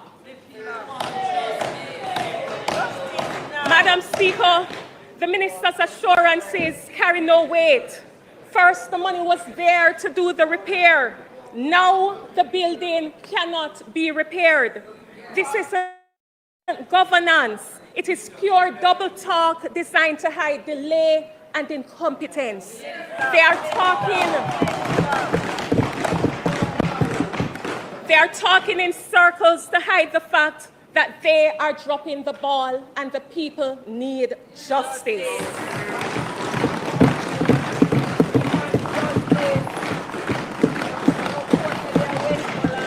In light of the fact that the Westmoreland Parish Court is compromised, ordinary citizens are now forced to cross parish lines into Hanover to access the circuit court all the way in Lucy.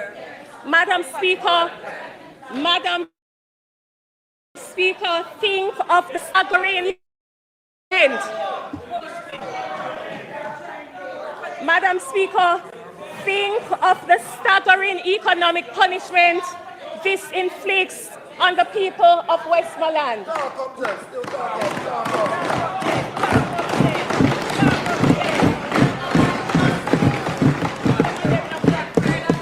Madam Speaker, I see that those on the government aisle do not wish for me to speak the truth today, but we are going to talk about justice.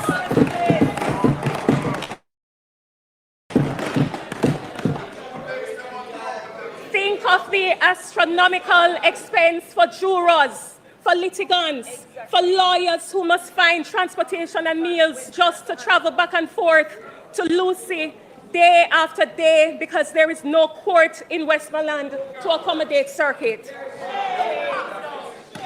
Madam Speaker, this government has turned the right to a fair trial into an endurance trek.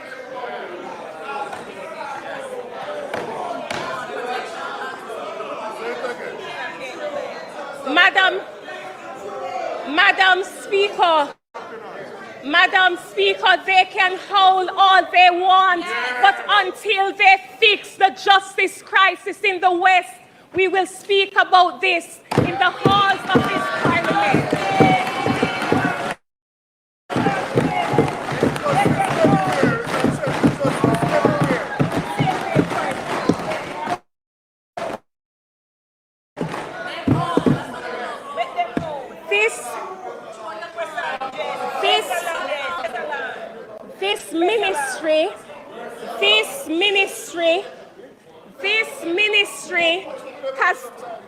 This ministry has turned the right to a fair trial into an endurance trek. This is not administering justice. This is navigating an obstacle course. The Minister of Justice speaks about first-class justice system and modernization of the justice system, but I challenge the Minister today, leave your air-conditioned office in Kingston, come down to Santa Cruz, come down to Westmoreland, work in a court where there is no running water, pay the taxi fare from Lucy, pay the taxi fare from Savlamar to Lucy, and tell the people why they should tolerate this injustice.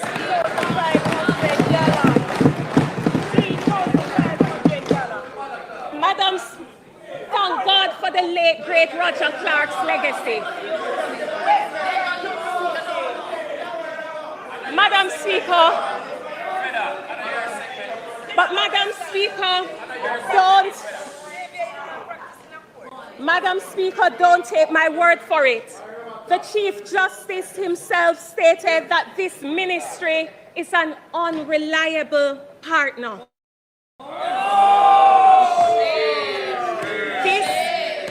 This statement was made after it was revealed that the judiciary had to use its own budget to carry out emergency court repairs in Western Jamaica to give this a place to work. When the courts have to stop focusing, clearing backlogs, and instead start acting like building contractors just to put a roof over a judge's head, that is not a success story. It is a total system failure, and the people need justice. Madam Speaker, there is no context in the world that would make the words unreliable partner sound good when they come from the head of the judiciary. Those words aren't opposition talking points. That is a direct, unprecedented indictment from Chief Justice Brian Sykes. When the highest judge in the land publicly states that the judiciary cannot be trusted to provide basic functional infrastructure, that is a vote of no confidence.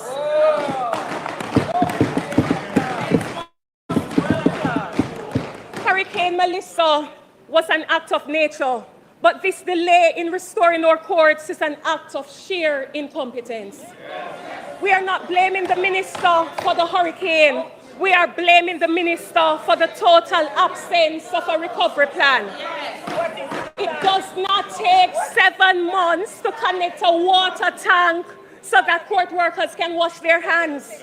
It doesn't take 7 months to post 1 or 2 police officers outside a courthouse to secure court files. Madam Speaker, if the Chief Justice of Jamaica can find the resources to fix the court infrastructure, what is the minister doing with his? And if he has none, is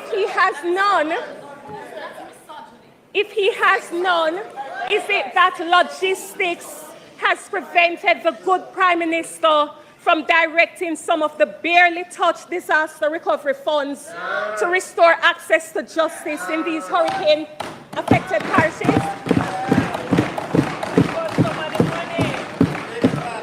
I put it to you, Madam Speaker, justice under this government is a disaster in need of recovery.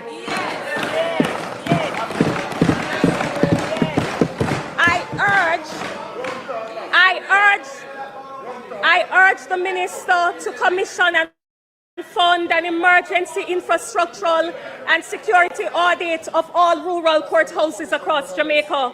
We demand immediate police security deployment to the Santa Cruz courthouse. We demand clear timelines and urgent allocations for the construction of the St. Elizabeth and Westmoreland parish courts so the people can access justice.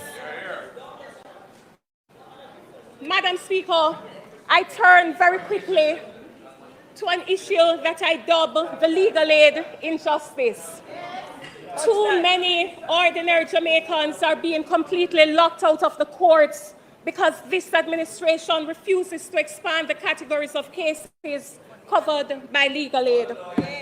The legal aid framework is rigidly structured to primarily cover criminal matters. But what does the data actually say? The data shows that the vast majority of citizens requesting legal aid are begging for help with civil matters over criminal matters.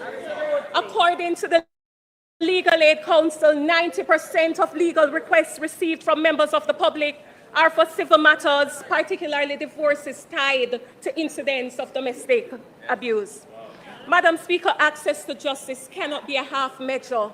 When a government limits legal aid to a narrow band of cases, it effectively closes the doors of the court to the poor. We see the consequences every single day in our courts. Unrepresented litigants struggling to understand complex legal rules, overwhelmed judges trying to balance the scales, and ultimately a breakdown of public trust in the rule of law. According to the Chief Justice's Civil Division Statistics Report, over 16,000 new civil cases are filed in the parish court every single year. But the report also shows that in up to 70% of those civil cases, at least one party is completely without a lawyer, forced to face a judge completely on their own. Madam Speaker, it is a David versus Goliath battle where the state refuses to give David a Speaker is that it has absolutely nothing to do with lack of resources. During the recent Standing Finance Committee right here at Gordon House, the Minister is openly admitted on the record that the money is there. He proudly declared that the ministry satisfied all claims by attorney and has the fiscal space. Therefore, let us call it what it really is: a total lack of political will and complete indifference to the plight of the poor. The money is there. The budget has the space. The minister confessed that the funds exist. Yet this administration chooses to let those funds sit idle while poor Jamaicans are crushed by legal fees or forced to forfeit their rights because they cannot afford an attorney. The people do not want any more excuses, Madam Speaker. We do not want public relations mobile units that can only give legal advice but leave citizens defenseless when a civil trial actually starts. We demand that the government stop hoarding these resources, listen to the data from its own agencies, and immediately amend the regulations to expand legal aid categories to cover civil matters. Stop locking the poor out of justice.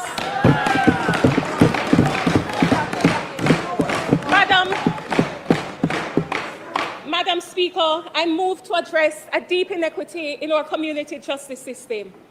The total lack of financial support, stipend, or expense coverage for Jamaica's justices of the peace. The Ministry of Justice expects over 7,000 JPs to render strictly voluntary service. They are forbidden. The Ministry of Justice expects over 12,000 JPs to render strictly voluntary service. They are forbidden from accepting any payment or reward, yet the state relies on them to process bail, to visit lockups, to conduct mediation. Active JPs must currently pay for their own stationery, printer, ink, travel costs to courts and prisons out of their own pockets, and even fund their expenses to serve in court as lay magistrates. Madam Speaker, this is not sustainable voluntarism. It is institutional exploitation. Madam Speaker, I do not yield. I do not yield, Madam Speaker.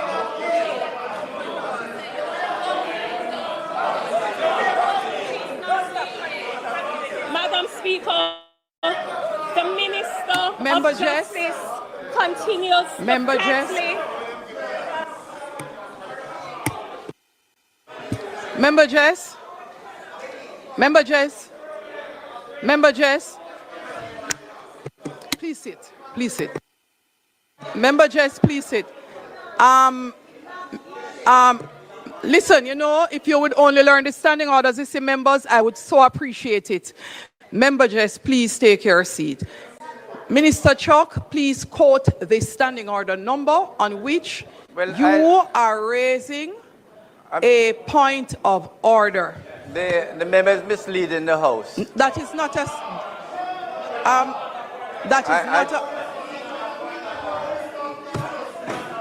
Go ahead.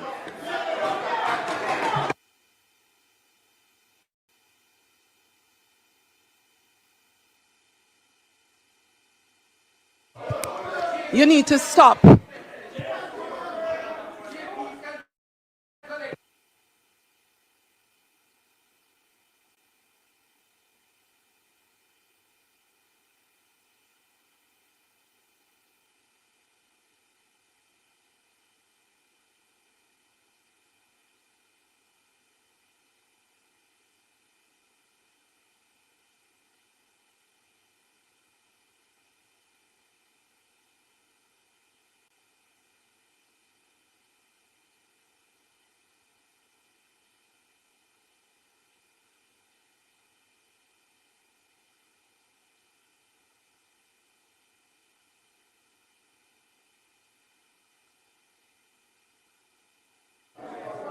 Member Jess, I have not turned your mic on so that your time does not run. And I'm using this opportunity to reiterate what is not a point of order is misleading the House. Points of order are statements made in a debate that contravenes the rule of the House. And therefore, points of interruptions, which is subsection 2 or B, are requiring the member on their feet to sit and allow the courtesy of the other member saying what their point is of interruption or clarification. And so this is another teaching moment for us. In addition to which, since I've already interrupted the member on her feet, members... Do you hear that? There are things out there that lead to oxidation. Fortunately, I'm surrounded by cranberries. Cranberries are packed with naturally occurring antioxidants because inside of us,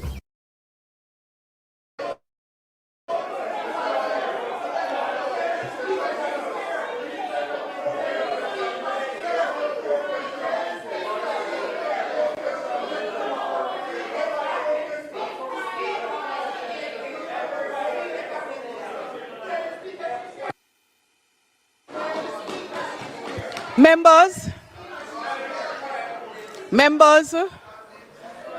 I am sure that I'll soon complete my research in dropping some additional instruments in the House that help us to hear all of these comments that I can barely hear up here.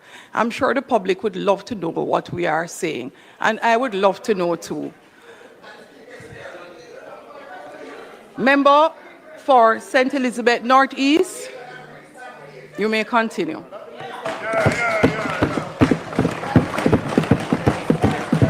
And member, in order not to interrupt you, I'll ask the assistant clerk to add your additional time at the end, so the mic will, the monitor will go off when you're finished. Thank you, Madam Speaker. Madam Speaker, the Minister of Justice continues to flatly reject proposals for a stipend for JPs. He calls it a pure voluntary post, ignoring that the cost of paper, gas, and electricity makes it a luxury only the rich can afford. True justice cannot run on charity alone. The opposition demands a modernized framework for our JPs. Madam Speaker, this administration is completely out of step with global trends. There is clear established international precedent for the financial facilitation of JPs, proving that voluntarism does not require a person to compromise their own livelihood. The opposition urges the ministry to look across the globe and recognize how modern democracies practice or protect their JPs. In the UK, in Australia, in Canada, in those jurisdictions, JPs are also volunteers, but they receive a loss of earnings allowance and travel expenses. They do not pay out of pocket to serve the Crown. The state actively reimburses them for the costs incurred while delivering justice. The opposition is not calling for a lavish salary. We're calling for an enforceable, transparent stipend modeled after international best practices. It is time to treat Jamaica's JPs with the global standard of dignity they deserve. We pay notaries public to notarize documents, and we pay judges to hear cases. Why shouldn't we offer our JPs a stipend to cover out-of-pocket expenses? Madam Speaker, the primary duty of this House is to pass laws that deliver justice, not absurdity. I turn now to address a glaring crisis in our judicial system. The Firearms Prohibition, Restriction and Regulation Act requires urgent common sense amendments. I would be the first to join any sensible effort to be tough on crime, because it is a monster that must be tamed and eliminated. That said, it befuddles me as to why we would seek to use a hammer to hit a mosquito. This administration passed a law so poorly thought out that it has ceased to protect the public and has instead made criminals out of non-violent Jamaicans, including creatives. Just weeks ago, Madam Speaker, a music producer was slapped with a mandatory minimum 15-year sentence, not for a real weapon, but for imitation firearms used as props in music videos. Not a single bullet could ever leave those plastic barrels. Yet this government used a 15-year sledgehammer to crush a creative professional who posed no threat to public safety.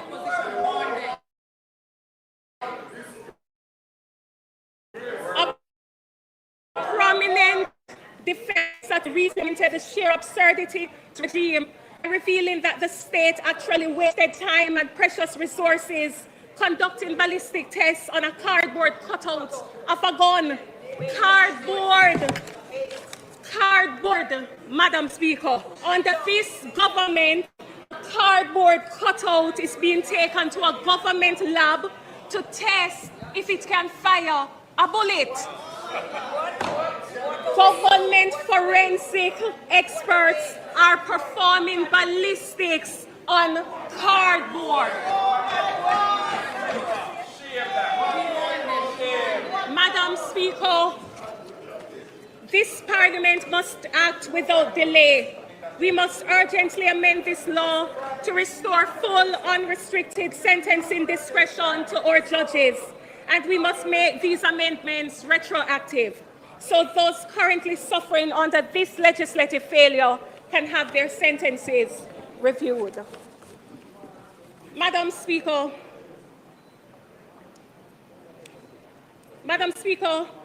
if we needed any further proof that the administration of firearms in this country is broken from the top down, we need look no further than the Integrity Commission's own Report 37 of 2026. That report, tabled yesterday, found that the Firearm Licensing Authority, under the watch of its Chief Executive Officer, Mr. Shane Dallin, presided over a vault where ammunition belonging to private citizens went missing. A computer system that was deliberately manipulated to destroy the livelihood of a licensed dealer using the identity of a man who was already dead. And a server whose catastrophic failure conveniently erased the very evidence that would have identified who gave the order. Madam Speaker, a man who runs an authority where the dead are used to falsify records, where vault doors cannot account for what is inside them, and where evidence disappears without consequence, has no business holding public office.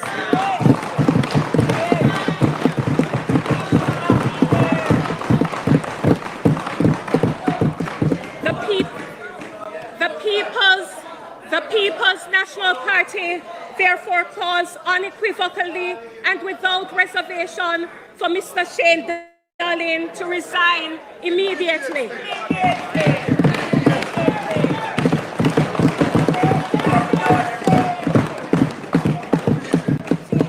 The People's National Party therefore calls unequivocally and without reservation for Mr. Shane Dallin to tender his immediate resignation.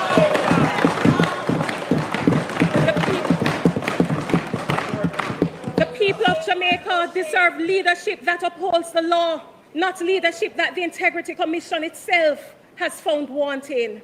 Madam Speaker, the people need justice.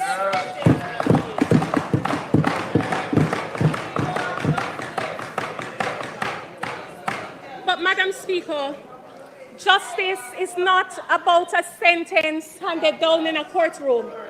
Justice is a lived experience. This administration likes to paint a beautiful picture of justice. But my job today is not to admire the paintwork. It is to open the hood and examine the engine.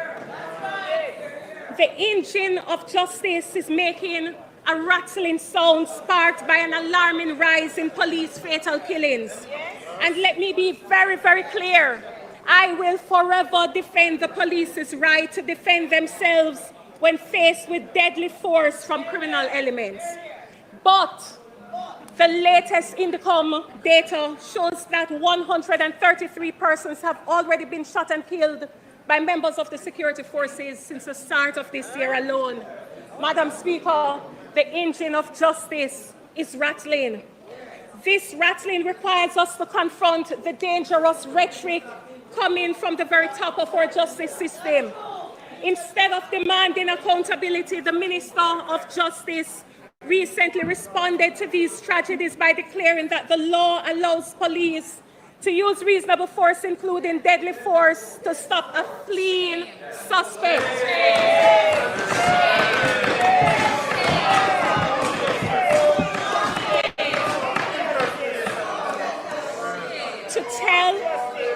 To tell a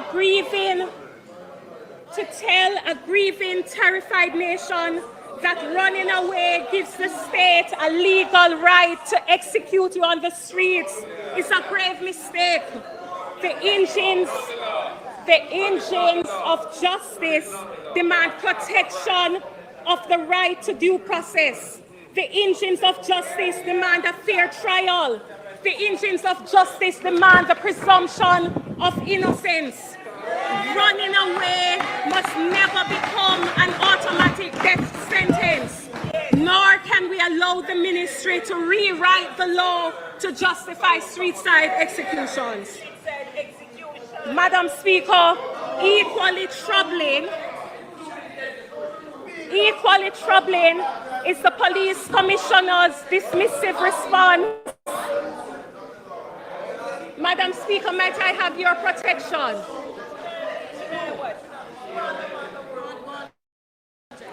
Madam Speaker, equally troubling is the police commissioner's dismissive response, defending police failures as being viewed through the lens of hindsight. But when lives are lost, evaluating police actions is not an exercise in hindsight. It is a demand for foresight. It is a demand for training. It is a demand for the use of body-worn cameras, and it is a demand for basic human rights. When the police commissioner, in the wake of public outcry, tells rank-and-file officers not to become paralyzed by criticism, he is building a wall of institutional arrogance. He is telling his men that they are above the law, above the people, above accountability. Madam Speaker, the people need justice. Following the devastation of Hurricane Melissa, our people were promised relief. Donors sacrificed and gave generously to help families rebuild. Over 1.44 billion in cash donations poured into government hands. Yet, according to the Auditor General's report, this administration only spent a measly, insulting 1.8% of those funds.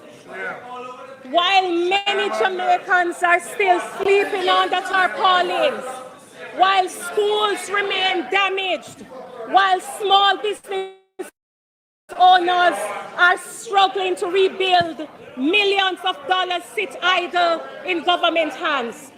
Only 1.8% has trickled down to poor Jamaicans who lost everything. Madam Speaker, the Prime Minister refused to admit his failure by stating that they wanted to get the perishables out first. Is this a confession, Madam Speaker? Is this a confession that this government does not know how to multitask?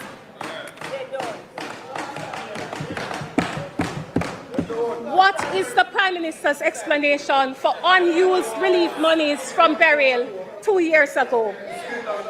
Madam Speaker, the people need justice. I turn very quickly to the $1 billion solidarity program that was announced to rescue our Jamaican people. Yet, the Ministry of Labour just issued a press release claiming that $533 million was returned to the consolidated fund. They tell us that nobody pocketed the money. They tell us that returning $533 million to the consolidated fund was simply a legal requirement under standard financial regulations because the fiscal year ended. In other words, Madam Speaker, the ministry's best excuse is literally, we didn't steal it, we were just too slow to spend it. But Madam Speaker, to the grandmother in my constituency who went to bed hungry last night, waiting for that $20,000 grant that the government promised, this rebuttal is a distinction without a difference. Whether it is called pocketing, reallocating, or returning to the consolidated fund, the bottom line is that the money did not reach the people, and the people need justice.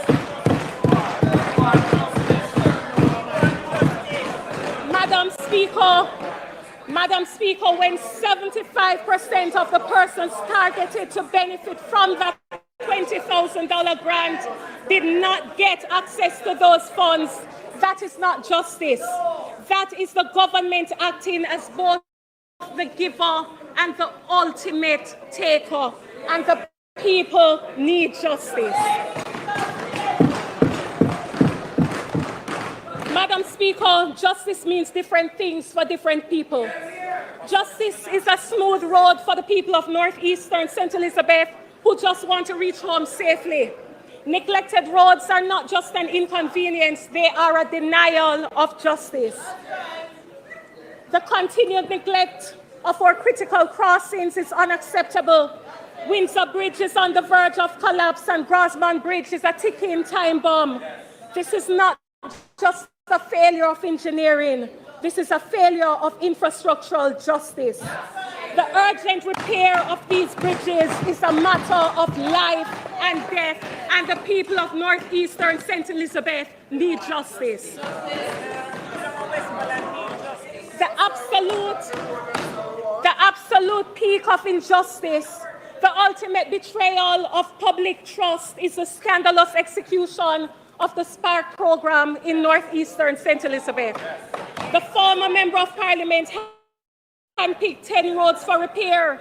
All 10 roads were picked from one single division, and it happens to be the one JLP controlled division. Meanwhile, the three PNP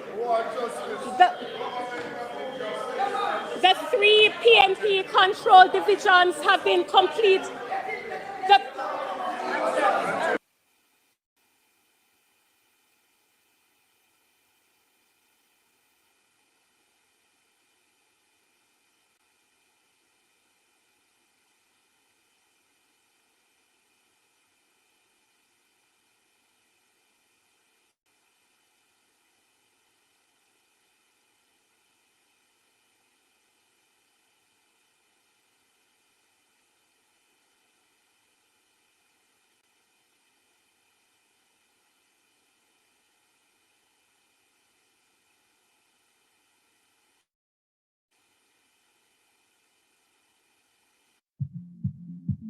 Big dreams start small. At GoDaddy, we help you take that first step.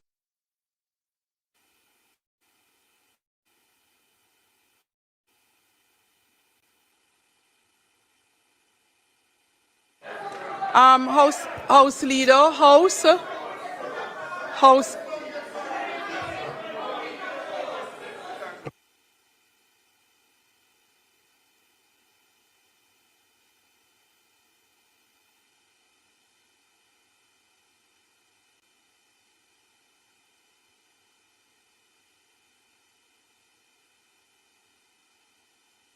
House Leader, if the opposition does not stop, there will be no extra time given, even if requested by the House Leader.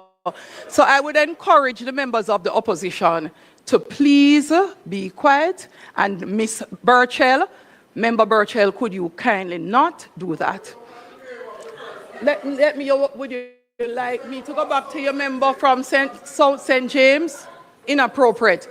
House Leader, members of the opposition, members of the House, the members' time for St. Elizabeth Southeast was already increased because I said to her I did not want to break her again because I'd stopped her when Minister asked for a point of order. So the clock, no, it doesn't matter what you have left. I am giving her 1 minute to wrap up. Okay, House Leader, no additional time. No additional time. No additional time.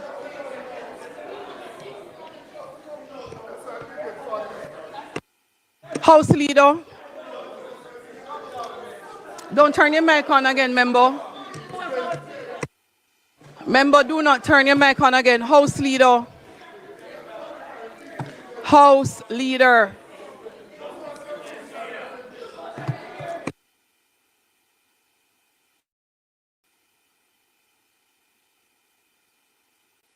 Member, if you turn your mic on again, you will not get any additional time. If you don't obey when you are spoken to in the House, you will not be afforded the courtesies to extend. The House Leader came up, he asked for additional time. I've asked you to be quiet, I've asked you not to turn your mic on again, and you refuse. No, because the House Leader needs to speak. I told her not to turn it on.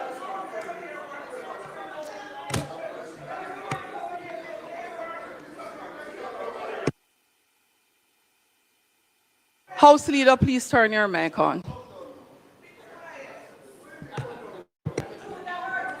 Madam Speaker, I'm asking that the member be given 2 minutes to complete her presentation.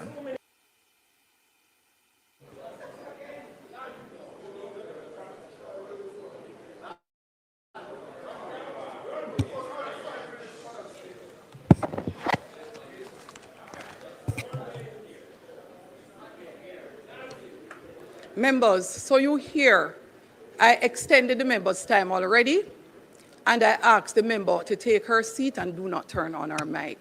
I'm asking, when instructions are given in the House, that we abide by the instructions. Question is that the member be given 2 minutes to complete.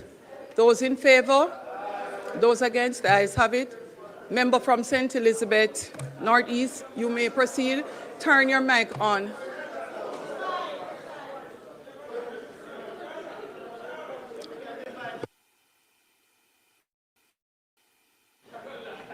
The 3 PNP-controlled divisions in northeastern St. Elizabeth have been completely left off the Spark program.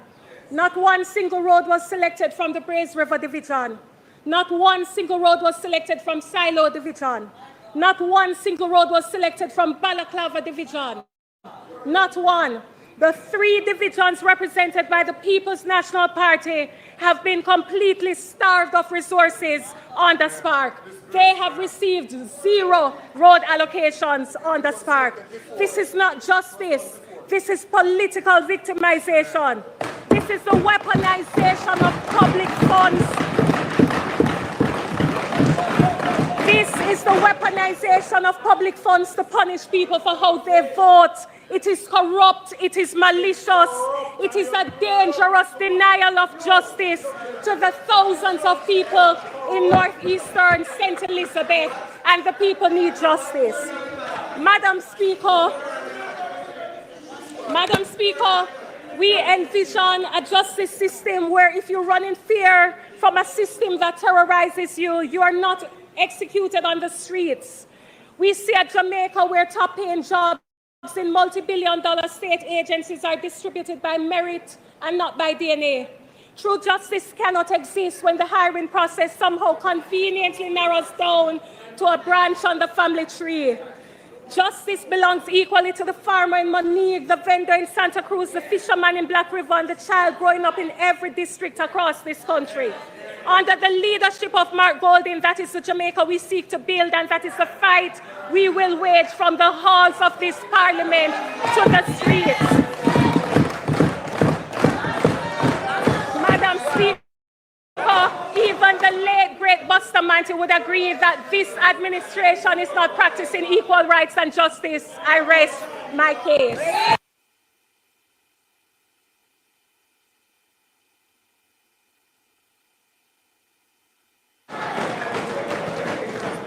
Madam Speaker, I want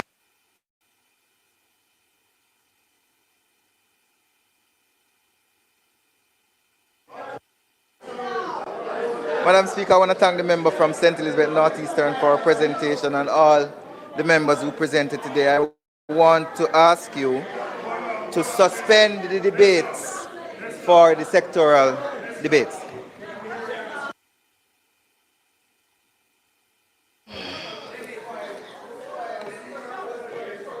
Those in favor? Those against? The ayes have it.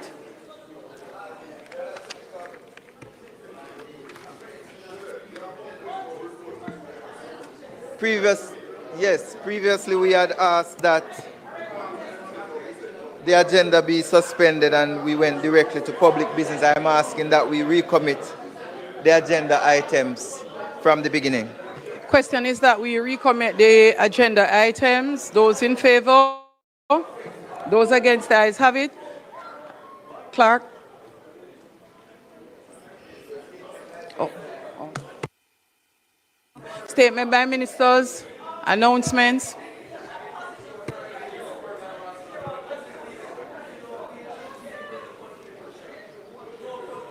Laid on the table of the House are the following: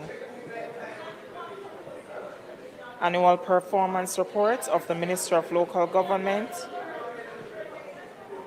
You're all talking. You're all talking.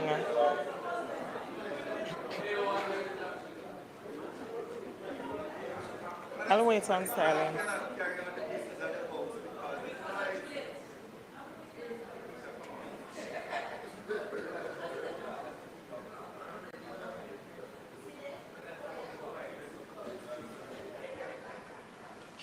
Laid on the table of the House are the following: annual performance reports of the Ministry of Local Government and Community Development for the financial year 2025-2026, and finally, Ministry Papers numbered 31 to 34 of 2026, respectively titled Cabinet Agenda Issues dated February 2, 2026, February 9, 2026, February 16, 2026, and February 23, 2026. Thank you, Madam Speaker.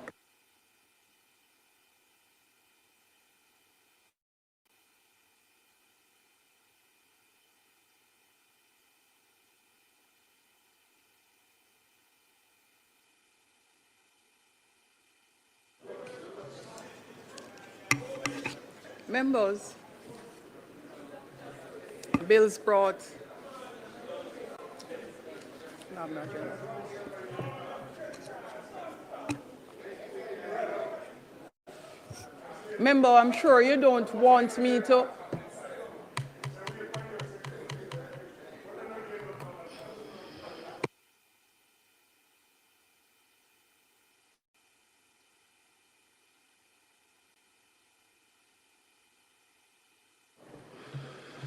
Bills brought from the Senate, petitions, papers, reports from committees, notices of motions given orally.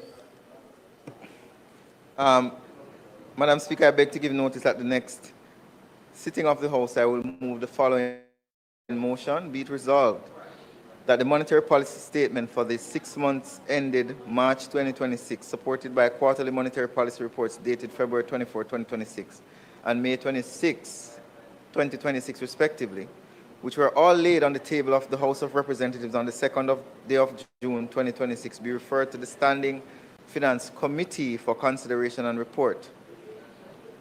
Madam Speaker, I further beg to give notice that at a later stage today, I will move for the suspension of the standing orders to enable me to take this motion.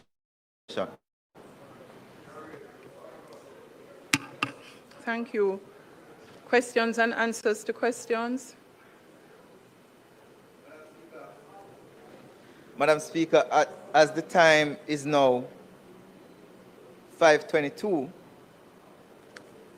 I now move that the House be allowed to receive and answer questions beyond the time normally allowed. Those in favor? Those against? If you're against it, the questions are yours, so you can vote against. You want a divide?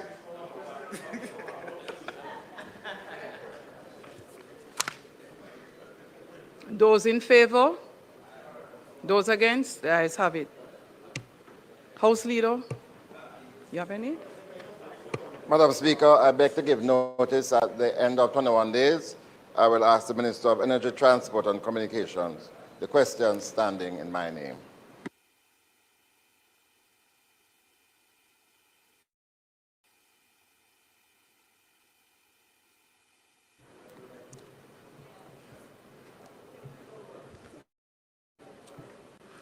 So, no, you will not be allowed today, member, and it's a teaching moment for you as well. Yes, so, for you and many other members. So I won't say much further. I'm going to accept your resubmission. However, I'm going to ask that you also just drop an email, something officially from yourself, indicating that you would like to withdraw what you previously submitted. I won't refer to who the member is. Thank you, member.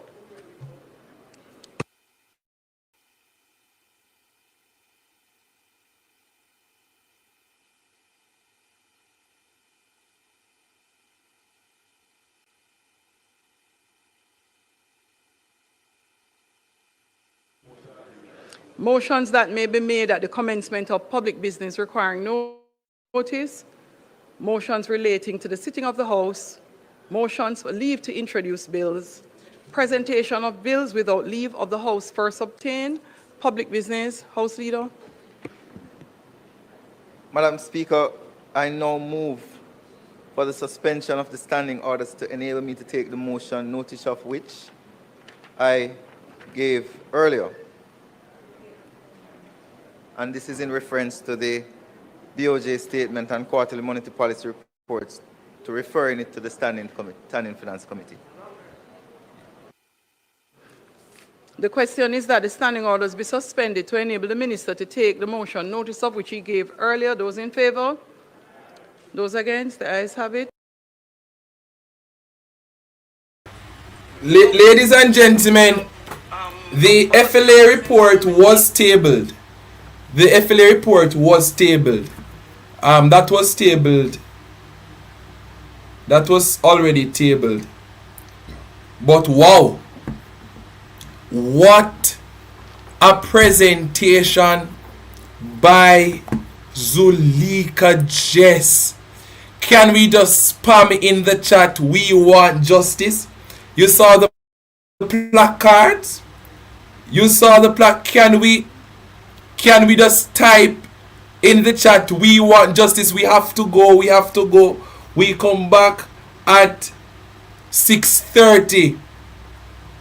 Mighty God of Daniel, what a presentation by Zulika Jess. Mighty God of Daniel. Wow, she hit hard. It was excellent. Can you imagine? The Minister of Justice, he doesn't know what a point of order is. He stood up on a point of order. The Speaker, a lot of persons missed what happened. In all honesty, the Speaker of the House actually corrected Mr. Chuck because he stood up about point of order, and that wasn't a point of order. He was embarrassed. Him say, go on. You never saw him say, go on, go on. Uno go on. He was embarrassed. The Speaker of the House had to correct him, and Zulika just got extra time. She exposed the entire government and their failure to give justice to ordinary Jamaicans. We indeed want justice.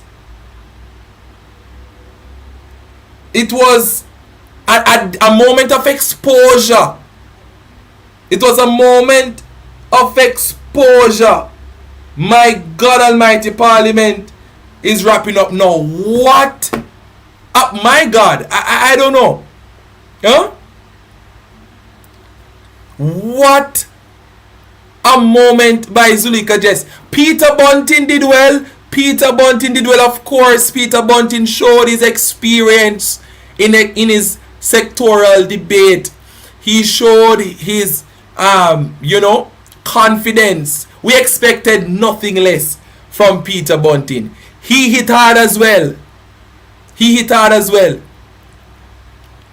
However, we want to just add to that Zulika Jess, as one of them. I tell you about these new MPs, I tell you about these new MPs. My God, the argument regarding the JPs expecting to do so much with not even a stipend was such a...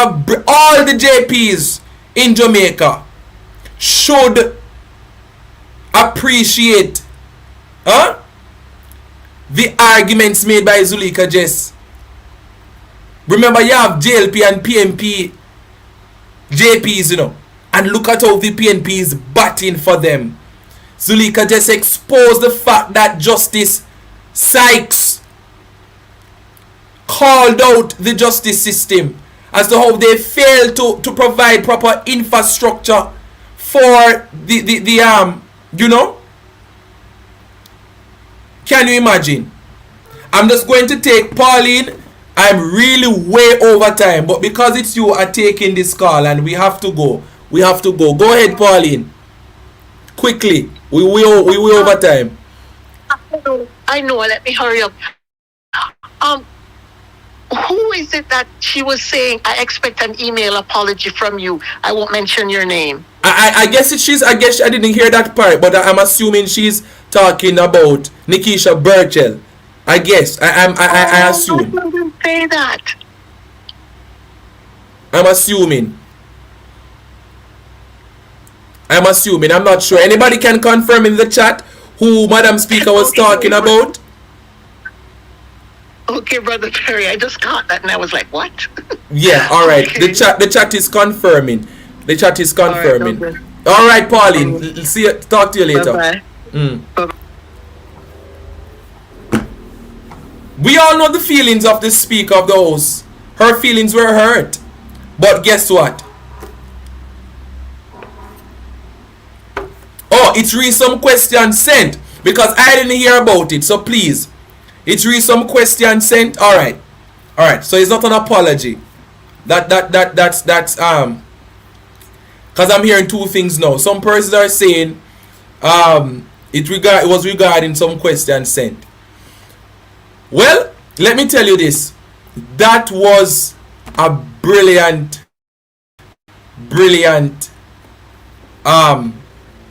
presentation by Zuleika Jess. But we have to go. We have to go because we're gonna come back in an hour time, around 6:30 there. So we can prepare for later. So we can rest and come back. What an social media is gonna be blowing up with Zuleika Jess and her presentation.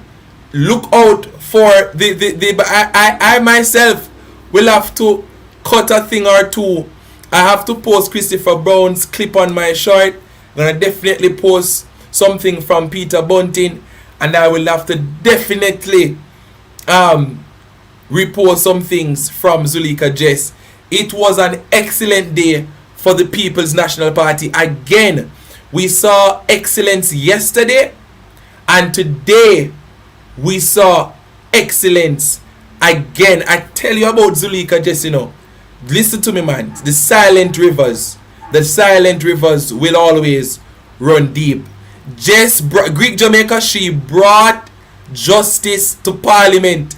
I saw Nikisha Burchell with a placard, Omar Newell with a placard. The government was very upset. They were spiraling. They were crashing out. We saw Terror Long getting loud. Chuck don't know what a point of order is. The Speaker of the House had to be correcting him. My God, they don't know the standing orders that they oftentimes refer to. It was a win for the People's National Party today. It was a win for the people. My God Almighty. What a day. What a day. Let us pray. We come back at around 6:35, 6:40 thereabout. Father, we give you thanks for your mercies. We give you thanks for your grace. We thank you for another wonderful day on Clarion Call, an extended program today because of Parliament. But we make no apologies because we saw a brilliant display in Parliament today. People advocating on behalf of the poor. Wow, we want to thank you, Lord, for an opportunity to witness such wonderful advocacy. And we are grateful, Lord, that we still have some politicians who are willing to go into Parliament and to say what is right, to do what is right. Lord, I pray for the platform, pray for the persons who joined, the callers today. It was a wonderful vibe and energy. Rejuvenate us, cause us to be refreshed and to be ready for later, as later will be greater. These and other mercies we ask of you in Jesus' name. We say amen. Blessings, blessings, blessings, blessings, blessings, blessings. See you later on. Bye-bye, bye-bye.